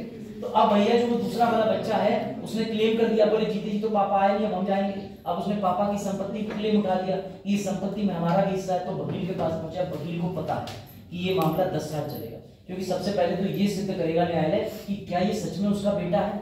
इसके लिए माँ के बयान होंगे, और अगर बहुत ज्यादा आपत्ति उठगी तो डीएनए रिपोर्टिंग होगी और भी होगी। तो वकील ऐसे में बैंक जाते हैं और कहते हैं ब्याज बताओ कितना चल रहा है। तो बैंक बताता है 10,000 डालोगे 12,000 मिलेंगे। तो वो जाते हैं अपने क्लाइंट से डील करते हैं, देखो भाई किस्त बनेगी तुम्हारी 4,000 रुपए महीने की। तो वकील, ऐसा आरोप लगाया जाता है, ऐसा है नहीं, जमीन के मैटर में वकील को फायदा होता है, बहुत ज्यादा लंबे समय तक चलते हैं मैटर्स, और फिर वकील पैसे लेते हैं क्योंकि हर तारीख पे मुलजिम को कुछ पैसे देने पड़ते हैं, समझ गए ना बात को? और जमीन के केस में एक और घाटा है, अगर आप 50 लाख की संपत्ति का केस दर्ज कराने जा रहे हो न्यायालय में, तो न्यायालय आपसे उस 50 लाख का कुछ प्रतिशत कोर्ट फीस भी लेता है, पता है आपको? तो जो भी है अलग अलग है, अलग अलग राज्यों में अलग अलग है। तो वो जो रेट होता है वो न्यायालय में आपको बतौर सिक्योरिटी जमा करना है। उधर शिवानी अपना बताए, मेरे मामा ने मेरे नाम 3 बीघा कर दी, फिर मामा के लड़का ने 13 बीघा जमीन कर दी, अब दोनों न्यायालय का तो मेरे नाम है 25 बीघा। कोई बात ऐसा होता है, जमीन तो होगी ना तुम सबके पास, क्यों कहां सोते हो? बेड पे, बेड किस पे रखा है? हवा में, इसे लेविटेशन कहते हैं, हवा में। वाह, मतलब भैया वो कौन से शायर हुए कि मरने के लिए तो 4 गज जमीन चाहिए थी, है ना? चलो ठीक है। तो मेरी भी जमीन है बिलाल, और मेरी मम्मी दिन भर पूछती है, बेटा हमें खाना पीना दिए रही हो, वरना देखो ये जमीन तुम्हें दिख रही? मैंने हाँ, बोले सोचो ये गायब हो गई। तो अब आजकल मम्मी पनीर खा रही है, समझ गए? लालची बेटा। चलो ऐसा मैं करता नहीं, this is just to explain, ठीक है? शिवानी समझ गई? हम और तुम दोनों जमीन के शिकार है, तुम पांडे हम मिश्रा। चलो देखो, समझो, शिवानी पांडे नाम है ना पूरा? गुड। बाकी बच्चे आर्टिकल 17 का प्रयोग नहीं हो रहा है। चलो देखो सामने मैटर समझो। अब जैसे क्रिमिनल मैटर में क्या होता है कि ए और एस के बीच में मामला हुआ। अच्छा सोनू, तुमने कभी ये बात नोटिस करी है, जैसे जमीन के जो बात चलते हैं, जमीन के मैटर चलते हैं, उसमें चलता है अरुण बनाम वरुण, यानी अरुण और वरुण 2 भैये हैं, अब संपत्ति को लेकर कलेश चल रहा है। लेकिन राज्य के मुकदमे तुमने जितने पढ़े ऐसे क्यों होते हैं? नवनीत जिंदल बनाम भारत संघ, मोहित बनाम भारत राज्य, मोहित बनाम उत्तर प्रदेश राज्य। ये उत्तर प्रदेश राज्य कहां से आते हैं? ये जुडिशरी वालों को भी नहीं पता, मैं तुम्हें बस 3 सेकंड में बता दूंगा। मैं बता रहा हूं, इसका उत्तर समझ लो, बहुत आसान है। तुम कहां पर रहते हो? उत्तर प्रदेश। उत्तर प्रदेश की सरकार का क्या कर्तव्य है कि कोई भी भाग के तुम्हारे पेट में चाकू ना भोग दे, इससे तुम्हें बचाना है। अब अगर तब भी किसी ने ज्यादा हिम्मत दिखाई और तुम्हें बंदूक से उड़ा दिया या चाकू तुम्हारे पेट में खचैक कर दिया, तो भैया सीधी बात है, तुम्हें न्यायालय की शरण में जाना है। और न्यायालय किसको पार्टी बनाएगा? सरकार को कहेगा इधर आओ, इधर आओ। क्या कर रही तुम्हारी पुलिस? अगले आदमी का मर्डर हो गया, 3 घंटे रोड पे पड़ा रहा, तो जिसके खिलाफ आरोप है उसका नाम बनाम जो पीड़िता है उसे बोला जाता है राज्य, उत्तर प्रदेश राज्य, क्योंकि उसके साथ गलत हुआ है, अब उसके साथ राज्य खड़ा। समझ गए बात? अभी भूलोगे तो नहीं? चलो तो समझ गए, अब आगे बढ़ो। अब आ जाओ इस मैटर पे। थाने, पुलिस स्टेशन, ये सब तो मैं समझा दिया, मैंने काफी चीजें इसमें बता दी। Criminal matter. अब आओ, कितने लोग ये जानते हैं कि सुप्रीम कोर्ट में अपील जो करी जाती है किस तरीके की अपीलें करी जाती हैं? इस पे क्वेश्चन अभी आ गया है, यूपीएससी का क्वेश्चन। छोटा सा कंसेप्ट है लेकिन मजेदार है। मतलब यहाँ पे टॉपिक एंड कर देंगे क्योंकि ज्यादा ज्ञान बढ़कर तुम्हारे लिए खतरनाक है, और चीजों पर डिस्कशन करेंगे, रिवीजन करा देंगे। बताओ, लास्ट टॉपिक आज का ये रहा। सुप्रीम कोर्ट अपील करता है शादी ब्याह के मामले में, हाँ, चोरी चुकारी के मामले में, दहेज प्रथा के मामले में, सब में। लेकिन सुप्रीम कोर्ट जाने से पहले तुम्हें हाई कोर्ट जाना पड़ेगा। अगर तुम पहले सुप्रीम कोर्ट चले गए तो इन मामलों में नहीं, रिट के मामले में जा सकते हो, मौलिक अधिकार में। तब भी तुमसे सुप्रीम कोर्ट कहेगा लिखित में तो हाई कोर्ट क्यों नहीं गए, तो तुम्हें हाई कोर्ट की यात्रा तो करनी है। तो याद रखना, कभी भी विवाह संबंधी, जमीन संबंधी, धन संबंधी, ऐसे कोई भी और किसी और से संबंधी मामले हो तो 25,000 रुपए फीस है मेरी, ठीक है। मतलब ऐसे मामले जो है वो सुप्रीम कोर्ट में इन अनुच्छेद में डिफाइन है, 132, 133, 134। जब हम 32 साल के थे तो शादी हुई, 33 में जमीन मिली, 34 में अपराधी बन गए, जैसे भी याद रखना चाहो। यूपीएससी का आखिरी अटेम्प्ट जनरल वालों के लिए 32 साल, 33 में जमीन खरीदो, 34 में अपराधी बन जाओ। तो जमीन खरीदो कहां पे, तो हड़पोगे। चलो, ये पिरामिड यहाँ भी आ गई, ठीक है। अब एक बार रिवीजन करा देते हैं। आज के लिए पर्याप्त मात्रा हो गया ना, तुम्हारी क्वालिटी काफी हद तक हो गई, काफी चीजें हो गई। चलो, ओ करंट का मटेरियल खुल गया, चलो छोड़ो, है ना। सारी चीजें इसी में रहती हैं, इसी से पढ़ाता हूँ, इसी से पढ़ाता हूँ। चलो, आप बेसिकली रिवीजन कर लेते है ना इस चीज का, ताकि तुम लोग और बोर ना हो। लाइट ओपन कर दो, अब एकदम से चमक आ जाएगा। सब दिख रहा है। तुम लोग स्पाइडरमैन बन गए, ऐसे लगाए, वो भी गया, कोई मिल गया वाला। सिर्फ 2 मिनट में ब्रीफ कर दे रहा हूँ, उसके बाद बाकी चीजों पे बात करेंगे एग्जाम की प्रिपरेशन में, ठीक है ना। कितना बोर हो गए, मैं थक गया पढ़ाता, तुम लोग नहीं थके। कितना प्यार करते टीचर्स, सब्जेक्ट वापस आ लेट समझ आया, लेट हो गया। हाँ, तुम धर्मेंद्र की तरफ इशारा कर रहे हो, ओ तुम्हारा क्रश भी और। चल समझो बात। आज हमने पढ़ा भैया न्यायपालिका स्वतंत्र है, ये बात मानते हो? हाँ सर, हमने न्यायपालिका में सबसे पहले ये समझा। मैं तुमसे सवाल पूछता हूँ, बताओ, इधर वाला ग्रुप बताएगा पुलिस हिरासत कितने दिन की होती है? कितने दिन? अपराधियों बताओ कितने दिन? 15 दिन। न्यायिक हिरासत कितने दिन की होती है?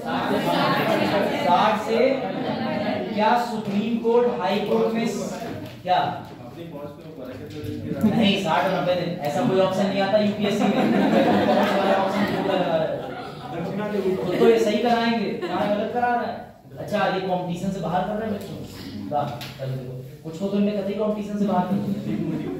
इधर आ जाओ, बताओ भाई, मामला पहले डिस्ट्रिक्ट कोर्ट में लिखवाओगे कि सीधे हाई कोर्ट सुप्रीम कोर्ट की यात्रा? तो सब बड़े तेज निकले। अब बताओ, एफआईआर का सेक्शन कौन सा है? एफआईआर प्रथम दृष्टया रिपोर्ट। इधर वाले नहीं देखा, जी लोग तेज। 154 में अगर एफआईआर नहीं लिखी जा रही तो एसपी के लिए कौन सा सेक्शन है?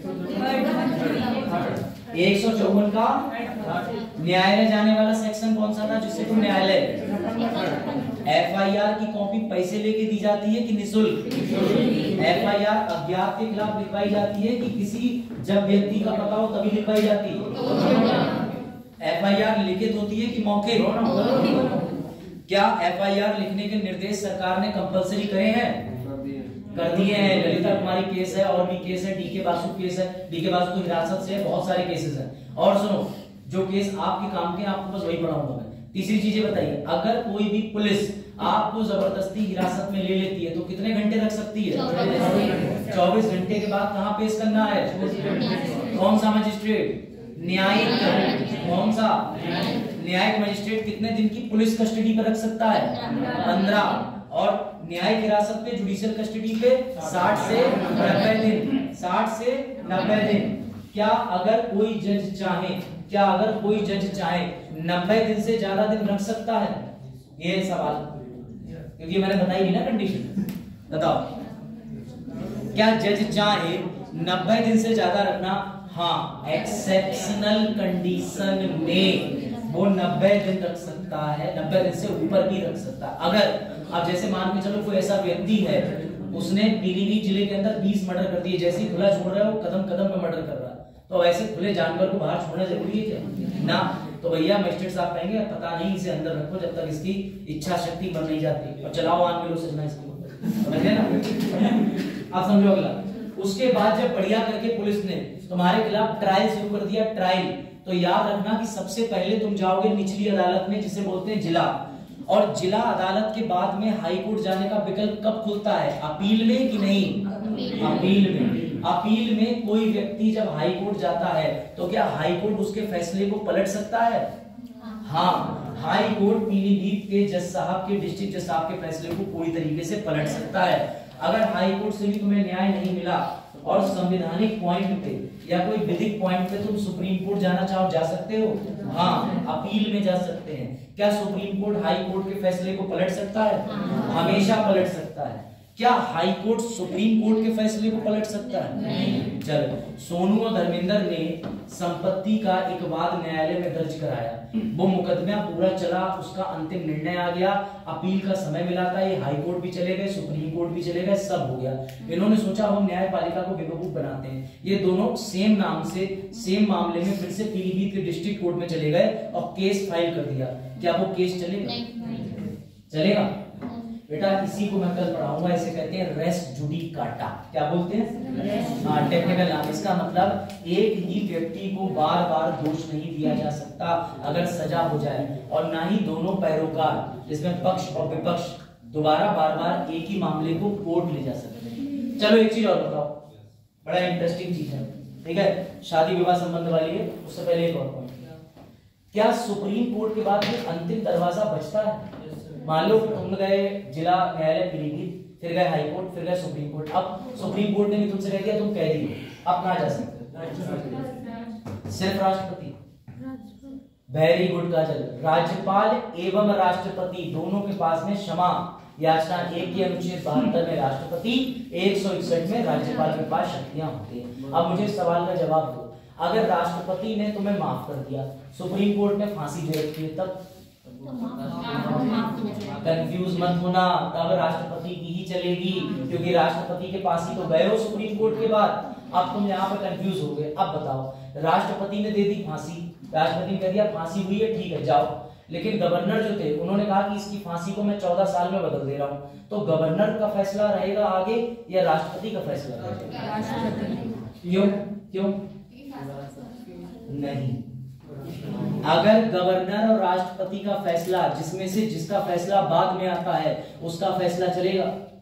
याद रखना, अगर मैं पहले राष्ट्रपति के पास फाइल भेज दूं तो गवर्नर का भी रास्ता खुला है, लेकिन गवर्नर की बाध्यता है, गवर्नर कभी मृत्यु संबंधी बात नहीं देखता, वो वही बात देखेगा जो जिले में आ सकते हैं या जिन बातों में मृत्यु दंड ना मिला, इसलिए सिर्फ मृत्यु दंड की शक्ति देखने की राष्ट्रपति के पास सीमित रखी है, वरना राष्ट्रपति और गवर्नर तो टकरा रहे हैं। कल हम लोग पढ़ेंगे राजीव गांधी के हत्यारों को 30 साल की जेल के बाद क्यों छोड़ दिया गया। कल तुम लोग ये केस पढ़ोगे कि ज्यादा समय तक भोपाल गैस ट्रेजेडी होने के बाद लोगों को मुआवजा क्यों दिया गया। ऐसे मुआवजे कहां पर लेते हैं? क्या सुप्रीम कोर्ट के अलावा भी संसद जो है वो सुप्रीम कोर्ट के लिए नियम बना सकती है? कोई बता सकता है? क्या संसद सुप्रीम कोर्ट के लिए नियम बना सकती है? बताओ अरुण, क्या इंडियन पार्लियामेंट सुप्रीम कोर्ट के लिए नियम बना सकती है? बताओ बेटिया। वो कहीं का मन में यही बोला तुम, अच्छा बताओ, बना सकती है? पीछे सब का, तुम सब बिहार हुआ है, बड़ा बिहार का एक्सपीरियंस अभी बताओ। हाँ बताओ, कहा बोलो, तो यही की है। हाँ बताओ क्या पूछा? सुप्रीम कोर्ट के लिए संसद नियम बना सकती है कि नहीं? हाँ भैया बना सकती है। क्या सुप्रीम कोर्ट दिल्ली के अलावा पीलीभीत लाया जा सकता है? Again multiple time. हाँ, सुप्रीम कोर्ट दिल्ली में है क्योंकि दिल्ली के अंदर हमने बना दिया, ऐसी कोई कंडीशन नहीं है। हालांकि अनुच्छेद 130 में स्पष्ट लिखा है कि सुप्रीम कोर्ट दिल्ली में ही रहना चाहिए, लेकिन साथ में ये भी लिखा है कि राष्ट्रपति चाहे और संसद द्वारा कहे तो संसद विधि बना करके उसको ट्रांसफर करके कहीं और ले जा सकती है। तो चौंकना मत, कल को सुप्रीम कोर्ट तुम्हारा यही बन जाए पूरनपुर में, तो तुम कहो अरे सुप्रीम कोर्ट तो यही आ गया, बन सकता है। हाई कोर्ट हाई कोर्ट भी एक राज्य का कई राज्यों का काम देख सकता है। उदाहरण दो, अंडमान एंड निकोबार आइलैंड का हाई कोर्ट कहाँ है? ये केंद्र शासित प्रदेश है ना, इसका हाई कोर्ट कहाँ लगता है? कहाँ? Mount Fuji? कहाँ?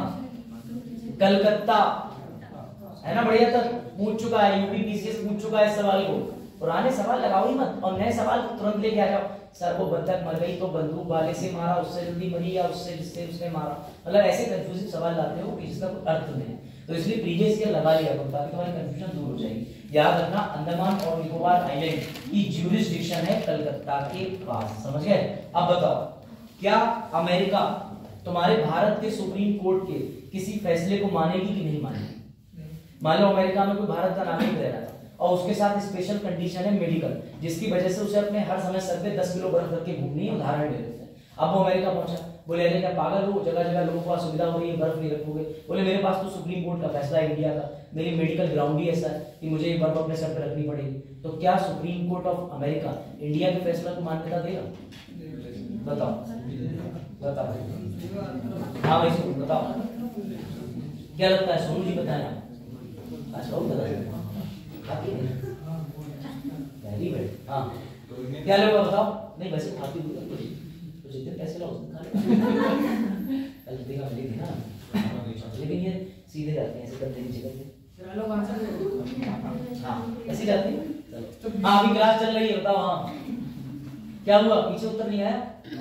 सुप्रीम कोर्ट वाला। इसका उत्तर गूगल पर नहीं मिलेगा, इसके लिए विख्यात विधिक अधिवक्ता अभिषेक मिश्रा से आपको मिलना पड़ेगा। भैया मान्यता मिलेगी, हाँ मान्यता मिलेगी। याद रखना, तुम्हारे अमेरिका के अंदर अगर कोई जजमेंट है सुप्रीम कोर्ट का, उसे इंडिया में मान्यता मिलती है। इसी बात का फायदा उठाया अपराधियों ने। बोले आए फर्जी ऑर्डर करा के, उनने लाया, बोले एडोब फोटोशॉप नाम का सॉफ्टवेयर बड़ा अच्छा है, अमेरिका से मान दिया और ले आए यहाँ पे आदेश दे दिया। पहला ऐसे कई होता था। गवर्नमेंट ना डिजिटल, पता क्यों करा? डिजिटल गवर्नमेंट ने इसलिए करा कि तुमने अपने पापा से बोला बेटा कहाँ हो, तुम्हारे पापा ने कहा कि बेटा कहाँ हो, तुमने कहा पापा मैं बीसलपुर तक आ गया। सुन लो पीछे अश्मित, तुम दोनों के लिए पता नहीं क्या क्या बोलते रहते हो पापा के लिए। अश्मित और आलोक के पापा ने पूछा, जब आज से पहले व्हाट्सएप नहीं चलता, बोले बेटा कहाँ हो? अब ये दोनों गए थे भैया नवाबगंज में मेला देखने। फेमस नवाबगंज में एक पार्टी आती है, ठीक है समझ वो क्या अपराधी भूतपूर्व में ऐसे कर्म करेंगे। अब इनके पापा ने फोन मिलाया, व्हाट्सएप था नहीं ना, वो इतने अवेयर थे। उन्होंने कहा कहाँ हो? तो भैया इन्होंने कहा पापा हम दोनों लोग बीसलपुर हैं, अपने मित्र के यहाँ अभी आ रहे हैं। पापा मान गए, खत्म बात। अब भाई ये दौर चला आगे। आलोक ने अपने बेटे को फोन मिलाया, कहाँ है? पापा मैं बीसलपुर में हूँ। अच्छा हमारा वाला स्टाइल कर रहा है, जरा व्हाट्सएप पे लोकेशन ऑन करके लाइव लोकेशन शेयर कर, आप गंज में बैठे हो, वो भी जरा देखो, वहीं बैठे जहाँ मैं बैठा था अभी बेटा। डिजिटलाइजेशन का यही फायदा हुआ। पहले हाई कोर्ट से फर्जी ऑर्डर भी आ चुके हैं।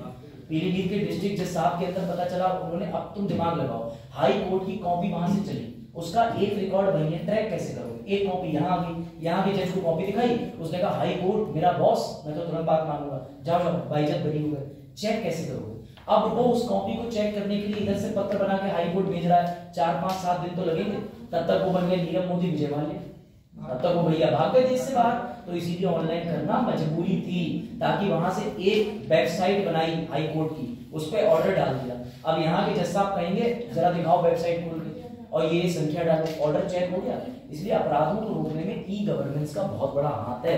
हम लोग पॉलिटी के साथ में गवर्नेंस के टॉपिक की स्टडी कर रहे हैं, बात आई समझ में? टाइम देखिएगा मोबाइल पे कितने घंटे हो गए? 1 घंटा अपने में हमारे सर 1 घंटा हुआ, सिर्फ 1 घंटा 8 मिनट 22 मिनट। चलो फिर निकालो एक पन्ना, आज तुमसे एक्टिविटी करा, लिखो थोड़ा, लिखो तो 5 मिनट से यानी वीडियो को बनते हुए 1 घंटे 10-12 मिनट हो गए ना। हाँ तो कोई बात नहीं, एक एक्टिविटी कर लो, एक A4 पन्ना निकाल लो। अरे थोड़ी सी एक्टिविटी, छोटी सी।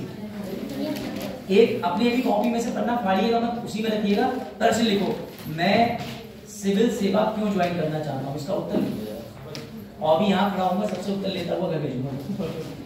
मैं सिविल सेवक क्यों बनना चाहता हूँ?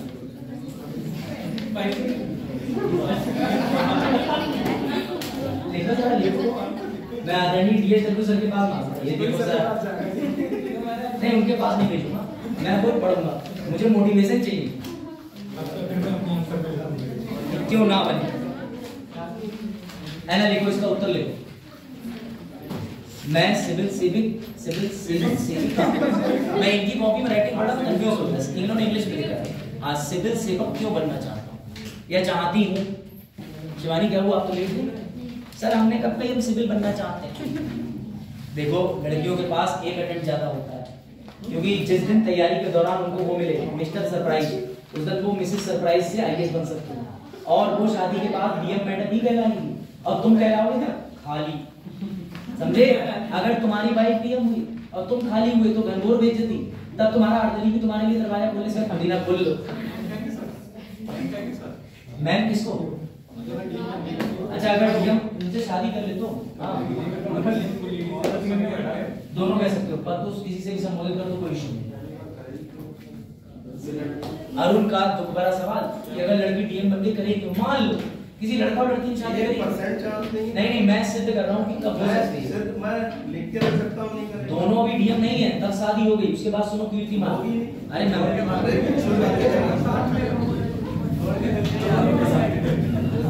अपने एक्सपीरियंस जाया ना। चलो अब सुनो ध्यान से, एक लड़का और लड़की मुखर्जी नगर गए, वहां उन्होंने तैयारी करी, तैयारी के समय पे शादी कर ली। शादी इसलिए कर ली क्योंकि उन्होंने कहा देखा जाएगा, लड़की का भी 2 अटेम्प्ट नहीं निकले, लड़की के भी। शादी के बाद लड़की ने अटेम्प्ट दिया, सीरियस होकर उसका एग्जाम हो गया, रैंक 2 आ गई, बन गई भैया आईएएस। अब क्या होगा? अब तो शादी हो चुकी है, अब क्या करोगे?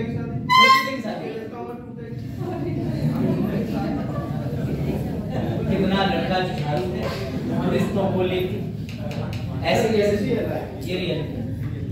उसके बाद में ये होता है कि लड़के पे जो प्रेशर आ जाता होगा ना, मैं सोचता हूँ बड़ा खतरनाक, क्योंकि फिर उसका जैसे उसने ऑर्डर दिया जाओ आज खाना बना दो, बोले खाना मैडम के लिए बनेगा, बैठे रहो, पकड़ो 20 रुपए लिट्टी चोखा खाओ।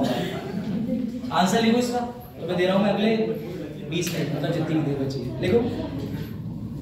अरे उत्तर तो लिखो, उत्तर चाहिए। आधे बच्चों ने लिख दिया, करप्शन नहीं लिख दिया, सीरियसली उत्तर तो लिखो। चलो अगले 5 मिनट में किसी को भी रैंडमली खड़ा करके पूछूंगा मैं, और आइडियलिस्टिक होना चाहिए तुम्हारा प्लान, ये नहीं तुम लिख दो मम्मी ने कही थी। देखो उत्तर लिखो, रचना लिखो। कुछ लोग उत्तर लिखने लगे, दैट्स वेरी गुड। लिखो पेपर ही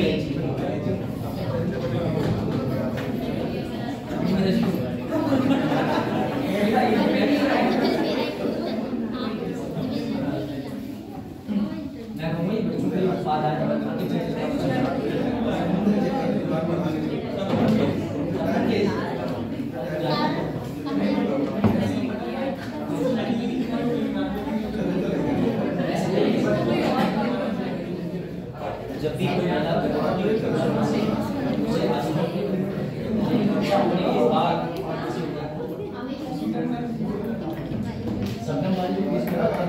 समय भी हो गया, और इसमें प्रेसिडेंट ने जुरिसडिक्शन दिया था और आधार दिया था, जिसने अपने पूरे सरकार को मार दिया था। एक आदमी तो बड़ी ही शिक्षा थी, यही बात नहीं। आप लड़का दिल्ली में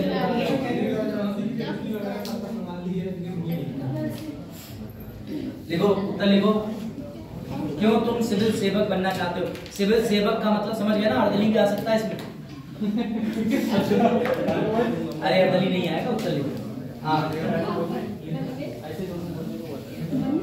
Why you want to be a civil servant? हाँ, आज सोचो, इसका उत्तर तुम नहीं लिख पाए तो बेटा तुम्हारा क्लास से बेयर होना सब अभी तक।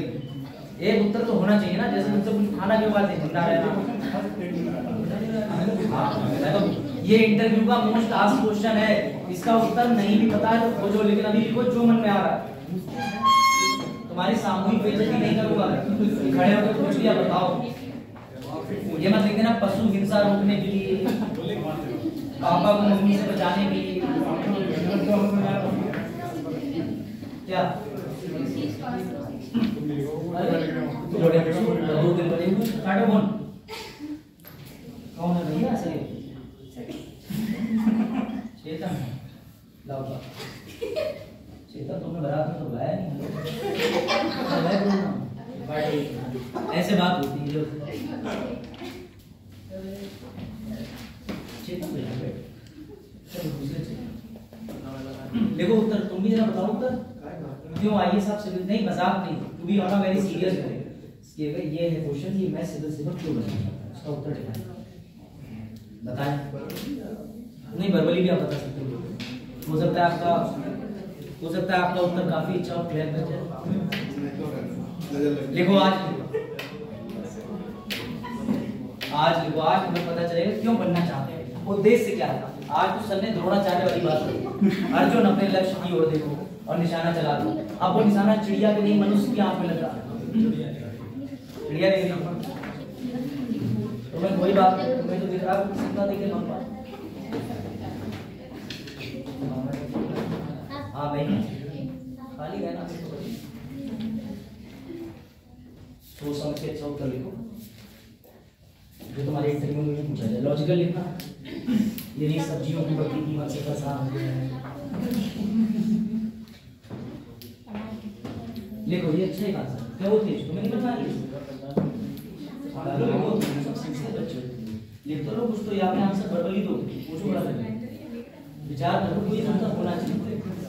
सोचो, ये सबसे ब्रेन स्टॉर्मिंग कहते हैं। हाँ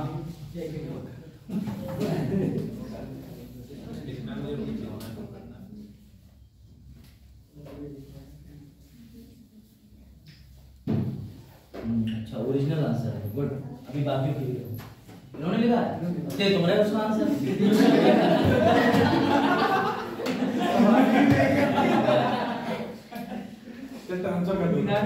ये सब चीजें शादी के समय मत कर, बहुत कुछ गलत हो जाए।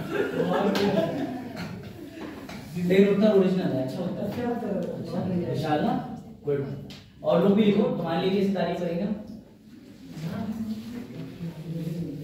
अब यहाँ ये मत कहना आपने पड़ोसी तू बता, मैं कोई लिख बुक में करप्शन में आते। ये उत्तर काफी समय से लिखवाना चाहता हूँ, लेकिन आज मौका मिल ही गया। हाँ मैं तुम्हें अपना रीजन भी बताऊंगा, तुम्हारे तो नहीं, लेकिन मुझे जाना है इसमें, तो ये कंफ्यूजन ये यहाँ मट्टी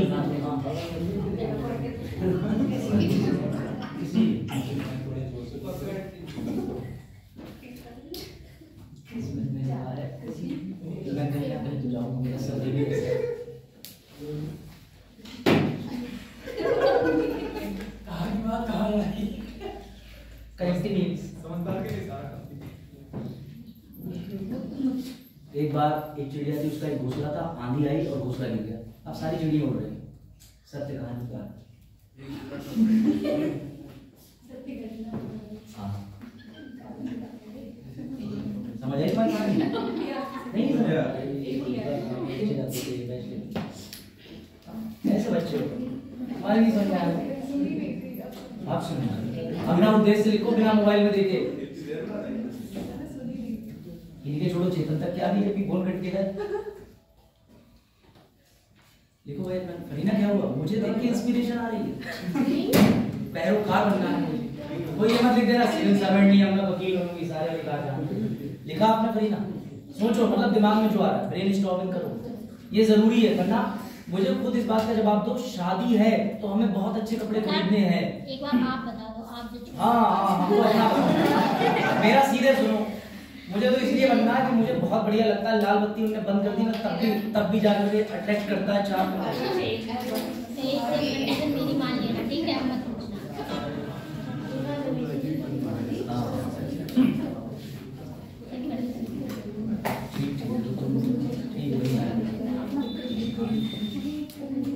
हाँ देखिए, आप पब्लिक नहीं पढ़ना चाहोगे, नहीं पढ़ते।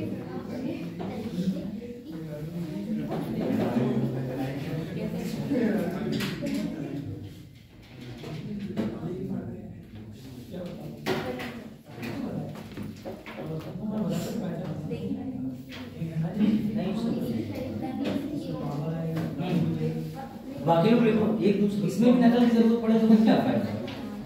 ईमानदारी से, क्योंकि आज तुम्हारा या तो लक्ष्य बनेगा या लक्ष्य बनाने के लिए प्रयास कर रहा हूँ, कुछ तो करोगे। और अगर तुम कुछ ऐसी बात लिखोगे जो नहीं लिखनी चाहिए तो मैं तुम्हें करेक्ट करूंगा, वो बहुत जरूरी है, क्योंकि इंटरव्यू पकड़ लेते हैं कि तुम फेक हो या ओरिजिनल। अब तुम्हें तो समाज सेवा करेंगे, एनजीओ ज्वाइन कर लो, चले जाओ, मैं हम दे रहे हैं, ये एड्रेस लेके जाओ, एनजीओ ज्वाइन करो, गरीबों को खाना खिलाओ, भूखे पेट रहो, जाओ।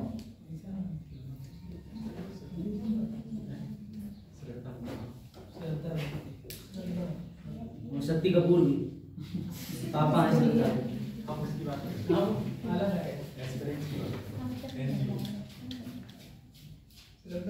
सर ने इंटरव्यू दिखाया था ना, मिजान सर ने दिखाया था, मिजान सर ने इंटरव्यू चलाया था यहाँ पर। अरे 14 नवंबर बाल दिवस पे दिखाया था ना, सो पहले दिखाया था।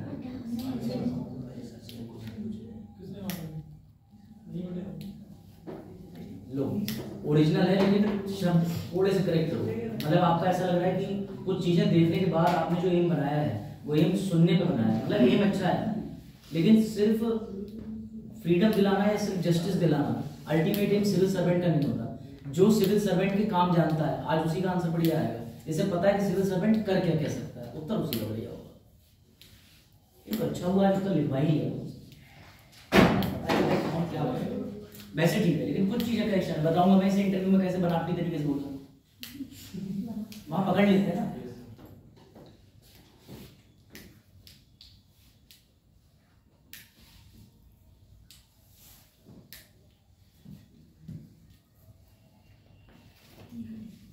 लो ठीक है, लेकिन ये सारे काम गवर्नमेंट के लग रहे हैं, आपको विधायक बनना है, काम अच्छे हैं, मतलब इनके हाथ में पावर ठीक है।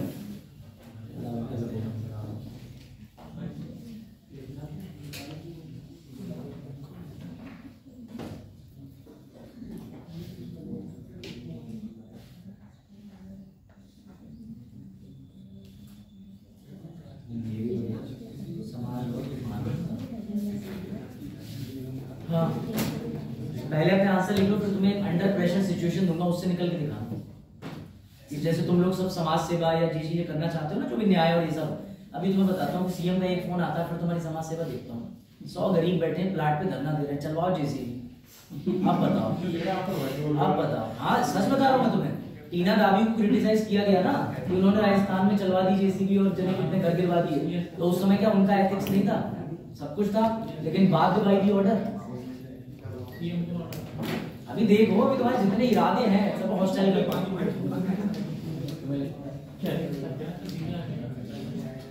लिखो लिखो, लिखा आपने भी पूछा, लिखो कोई बात नहीं, दिमाग लगाओ, जरूरी भी लिखो। विशाल करें मैं तो बढ़िया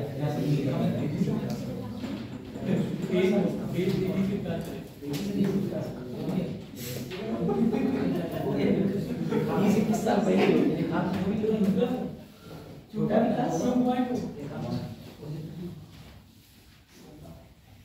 नहीं, बेकार नहीं, कुछ नहीं, अपने लक्ष्य को बेकार रखना। टू बी लिटरली ऑनेस्ट, ये लिख के आज ही रख लो, ये लिख के आज ही रख लो। हमारी को पीछे सजीव ने ठीक लिखा, लेकिन कुछ चीजें हैं, इसलिए मैं समझ रहा हूँ ना बात। क्योंकि जब तक तुम्हारा एम ही नहीं क्लियर होगा, तुम बनने के लिए प्रयास क्या करोगे? अगर तुम्हें पता ही नहीं है कि मुझे पूर्णागिरी में 10 किलोमीटर या 9 किलोमीटर चढ़ने के बाद माता के दर्शन हो जाए, तो तुम अनलिमिटेड चढ़ते रहोगे क्या? चढ़ते रहो, एक दिन तो मंदिर मिल ही जाएगा, नहीं मिलेगा। पहाड़ पे चढ़ाई का एक चेक पॉइंट होता है, उस चेक पॉइंट का लक्ष्य बनाओगे तभी तो होगा ना, वरना कितना चढ़ोगे, कितना चलोगे? बोला उसमें टाइम कितना हुआ? सर 1 घंटा 23 मिनट। कितनी खुशी से बता रहा है, बोले ये एक्सरसाइज बंद है और लिखते लिखते लक्ष्य से। जब भी ऐसी कोई एक्सरसाइज दिखती है, दिमाग लगता है तो बच्चे बोल होते हैं, लेकिन हर चीज जरूरी है, बोल होना भी जरूरी है। सिविल सर्वेंट की लाइफ रोचक नहीं होती वैसे।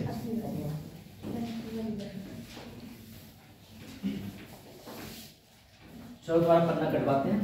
कोई ये नहीं लिखेगा 3 इंस्ट्रक्शन, मैं समाज सेवा करना चाहता हूं, मुझे न्याय दिलाना है, या मैं किसी को देख के प्रभावित हुआ। इसके अलावा लिखो 3, मैंने तो प्रिकॉशन बता दिए।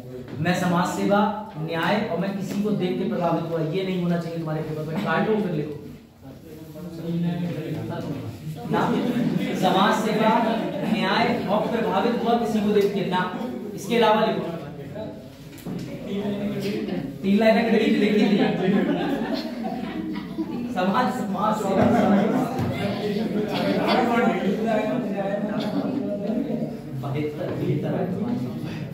अच्छा मुझे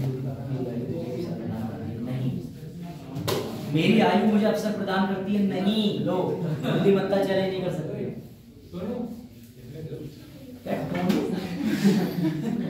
चलो देखो, 3 चैप्टर है, समाज सेवा, न्याय और अंतिम चीज मैं किसी को देख के प्रेरित हुआ, ये मत लिखना। अब लिखो, सही बदल गया इसका। एग्जीक्यूटिव, लेजिस्लेटिव, जुडिशरी खत्म कर दिया आपने सर। लिखो इसके अलावा, फिर तुम्हें मैं बताऊं कि कैसे क्या लिखना चाहिए। आपने ये बता दिया कि बन के मैं क्या क्या कर सकता हूँ, लेकिन आप क्यों बनना चाहते हो? सवाल में अंतर है। तुम सब ये लिख रहे हो कि मैं बन के क्या क्या कर सकता हूँ, लेकिन तुम बनना क्यों चाहते हो? ईमानदारी से बताओ सच में। जैसे मतलब चरण, अगर तुमसे पूछा जाए कि तुम क्यों, ईमानदारी से सच बताओ। मम्मी ने कहा, पापा ने कहा, या सर मुझे भी नहीं पता, बस मैं चाहता हूँ। रेपुटेशन, हाँ। सबसे ज्यादा नो बोला, अभी चेक करो बोला, सबसे ज्यादा नो बोला जाने वाला क्वेश्चन है ये, जिसपे जितने लोग बचते हैं, sir I don't want to answer, sorry sir, I don't have a specific answer.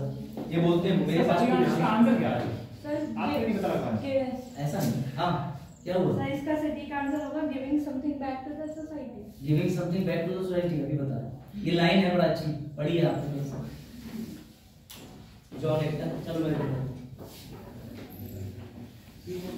चलो इन्होंने इतनी ईमानदारी से लिखा कि इसमें पावर होती है, समाज में कोई सही बात को कह सकते हैं। लो पकड़ो, पावर पता है कहाँ तक होती है?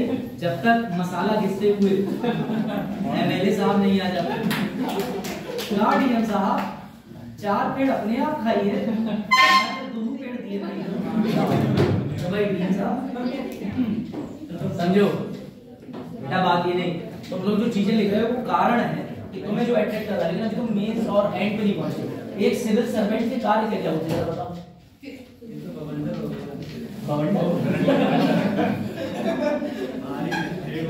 जिले का विकास सरकार करेगी, लोगों के लिए सामान्य अवसर सरकार लाएगी। तुम क्या करोगे?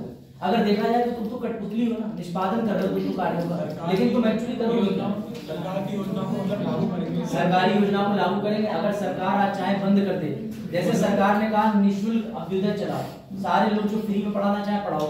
अब इसमें आप डीएम साहब हैं, आपने खूब मेहनत करी और आपको लग रहा है ये सच में बेस्ट है, मैं पैदा ही इसीलिए हुआ था, इससे अच्छी सेवा हो ही नहीं सकती, गजब सेवा है। ऊपर से ऑर्डर आ गया आज ही अभ्युदय क्लासेस शट, तो क्या कर लो? उन्हें उसके बेनिफिट दिखाएंगे कि आपकी योजना जो चालू है, वो ये कहेंगे कि आपके बेनिफिट से हमें फर्क नहीं, हमारे चुनाव के लिए एकलव्य योजना ऑलरेडी चल रही है, हमें वो चलानी है, धन्यवाद, जाइए। अब बताइए, जहां जहां तुम बाध्य हो, तुम लोग वही बातें लिख रहे हो, यही तो ये बताओ। और कोई पापा ने कहा हो तो, या चाचा को देख के प्रभावित हुआ, मेरे अपने चाचा डीएम है, पता चला तुम भी इंक्वायरी में लपेटे गए, वो भी इंक्वायरी में लपेटे जा रहे हैं। और कोई अरुण बताओ। अरुण तुमसे तो अपेक्षा नहीं जा सकती, कोई एक लाइन तो बताओ। मैंने आपको कब बताया, मैं तो भूल गया, दोबारा बताओ। अब नहीं बता दे, क्या लग गया? इधर से कोई और बताना चाहता है? वो 3 लाइनें काटने के बाद कल लाओ लिख के। चलो एक सवाल लिख लो, सिविल सेवक के कार्य क्या होते हैं, सिर्फ 4 लाइन में लिखना और अपना आंसर बता दो। हाँ, इसका आंसर तो बता रहा है, चलिए इसका आंसर लिखने से पहले सिविल सेवक के कार्य लिखो। हर किसी का उद्देश्य ऑब्जेक्टिव अलग अलग हो सकता है, तुम्हारा क्या ऑब्जेक्टिव है वो तुम अपने आप में ढूंढो। अगर कोई ये कह सकता है कि मुझे पढ़ाई के क्षेत्र में, समझ रहे, पढ़ाई के क्षेत्र में उत्कृष्टता यानी अपने आप को बेहतर सिद्ध करना एवं प्रतियोगी परीक्षाएं देकर, ईमानदारी से लिख दो कि मुझे प्रतियोगी परीक्षा देकर के अपने को सिद्ध करना एवं प्राप्त करना, अर्जित करना, किसी अच्छे पद पर जाना, जो ऐसा पद है जहां आप अपने बुद्धि और विवेक का प्रयोग करने का मौका मिलता है, इसलिए मैं इस पद को ग्रहण करना चाहता हूँ। जहां औरों के हिसाब से, जैसे इन्होंने बुद्धिमत्ता वर्ड सही लिखा, लेकिन ये एज लिख गए, अब इससे एज की कोई वास्तविकता नहीं। दूसरा आप ये लिख सकते हो कि मैं ऐसे परिवेश से आता हूं जिस परिवेश को समझने की अभी सबको जरूरत है। अब कोई नॉर्थ ईस्ट वाला है वो तो ज्यादातर अपने इंटरव्यू में अपने परिवेश और कल्चर की बात कर देगा, काम चल जाएगा। आपकी सोर्स क्या है? जैसे पुलकित सर आए, आपको उनमें अच्छा क्या लगा? क्यों मन करा कि पुलकित सर को देख के मैं डीएम बनूं? बताओ ईमानदारी से। मौका क्या कर रहे थे अच्छे से? कार्य में आपने उनका एक भी कार्य नहीं देखा, आपने उनके साइन नहीं देखे होंगे। आई कैन राइट, क्या देखा आपने बताओ? है ना मजेदार चीज, आयरनी ऑफ लाइफ। हमेशा सवाल ऑनेस्टी के साथ हो, अगर तुम्हें जवाब है तो दे दो नो, वरना अपना एक स्पष्ट जवाब बताओ। और जैसे मेरे घर में सिविल सर्वेंट थे तो मैं तो सीधे बोलूंगा कि पहले मुझे शुरू में प्रेरणा सिविल सर्वेंट से मिली, लेकिन बाद में मुझे एंजॉय अच्छा लगने लगा। मैंने इस जर्नी को जब जीना शुरू करा तो मुझे लगा कि सिविल सर्वेंट होने के बाद अपनी बुद्धिमत्ता, अपना स्तर, अपने कार्यों का हम सही से निर्वहन कर सकते हैं। वही सारी चीजें हैं। हम अपनी चीजों को अच्छे से रख सकते हैं। समाज के अंदर आज भी ऐसी कई चीजें हैं जहां सरकार विफल हो जाती है, परंतु डीएम के हाथ में ग्राउंड वर्क करने की पावर होती है, वो जाके लोगों पे सीधे एक्शन ले सकता है। सरकार योजनाएं बनाती है, लेकिन क्रियान्वित करने के लिए सिविल सेवक की बुद्धि कुशलता आवश्यक है। अगर आप किसी फैक्ट्री से काम करके आए हो, आईटी सेक्टर से काम करके आए हो, तो आपको प्रबंधन की जानकारी है। मुझसे पूछेंगे आपकी विधि का क्या है, मैं कहूंगा सर जागरूकता नहीं है लोगों को। मेरा तो लक्ष्य है कि मैं सिविल सर्वेंट बन के सामान्य उनके जितने भी सामान्य मौलिक अधिकार है उनके प्रति जागरूक करूं। एवं मेरा उद्देश्य यह है कि जैसे मैं अपने जीवन काल में बहुत ही लेट विधि को जान पाया, ऐसा सबके साथ ना हो। मैं अपने स्तर पे अपने जिले में सबको जागरूक रखूं।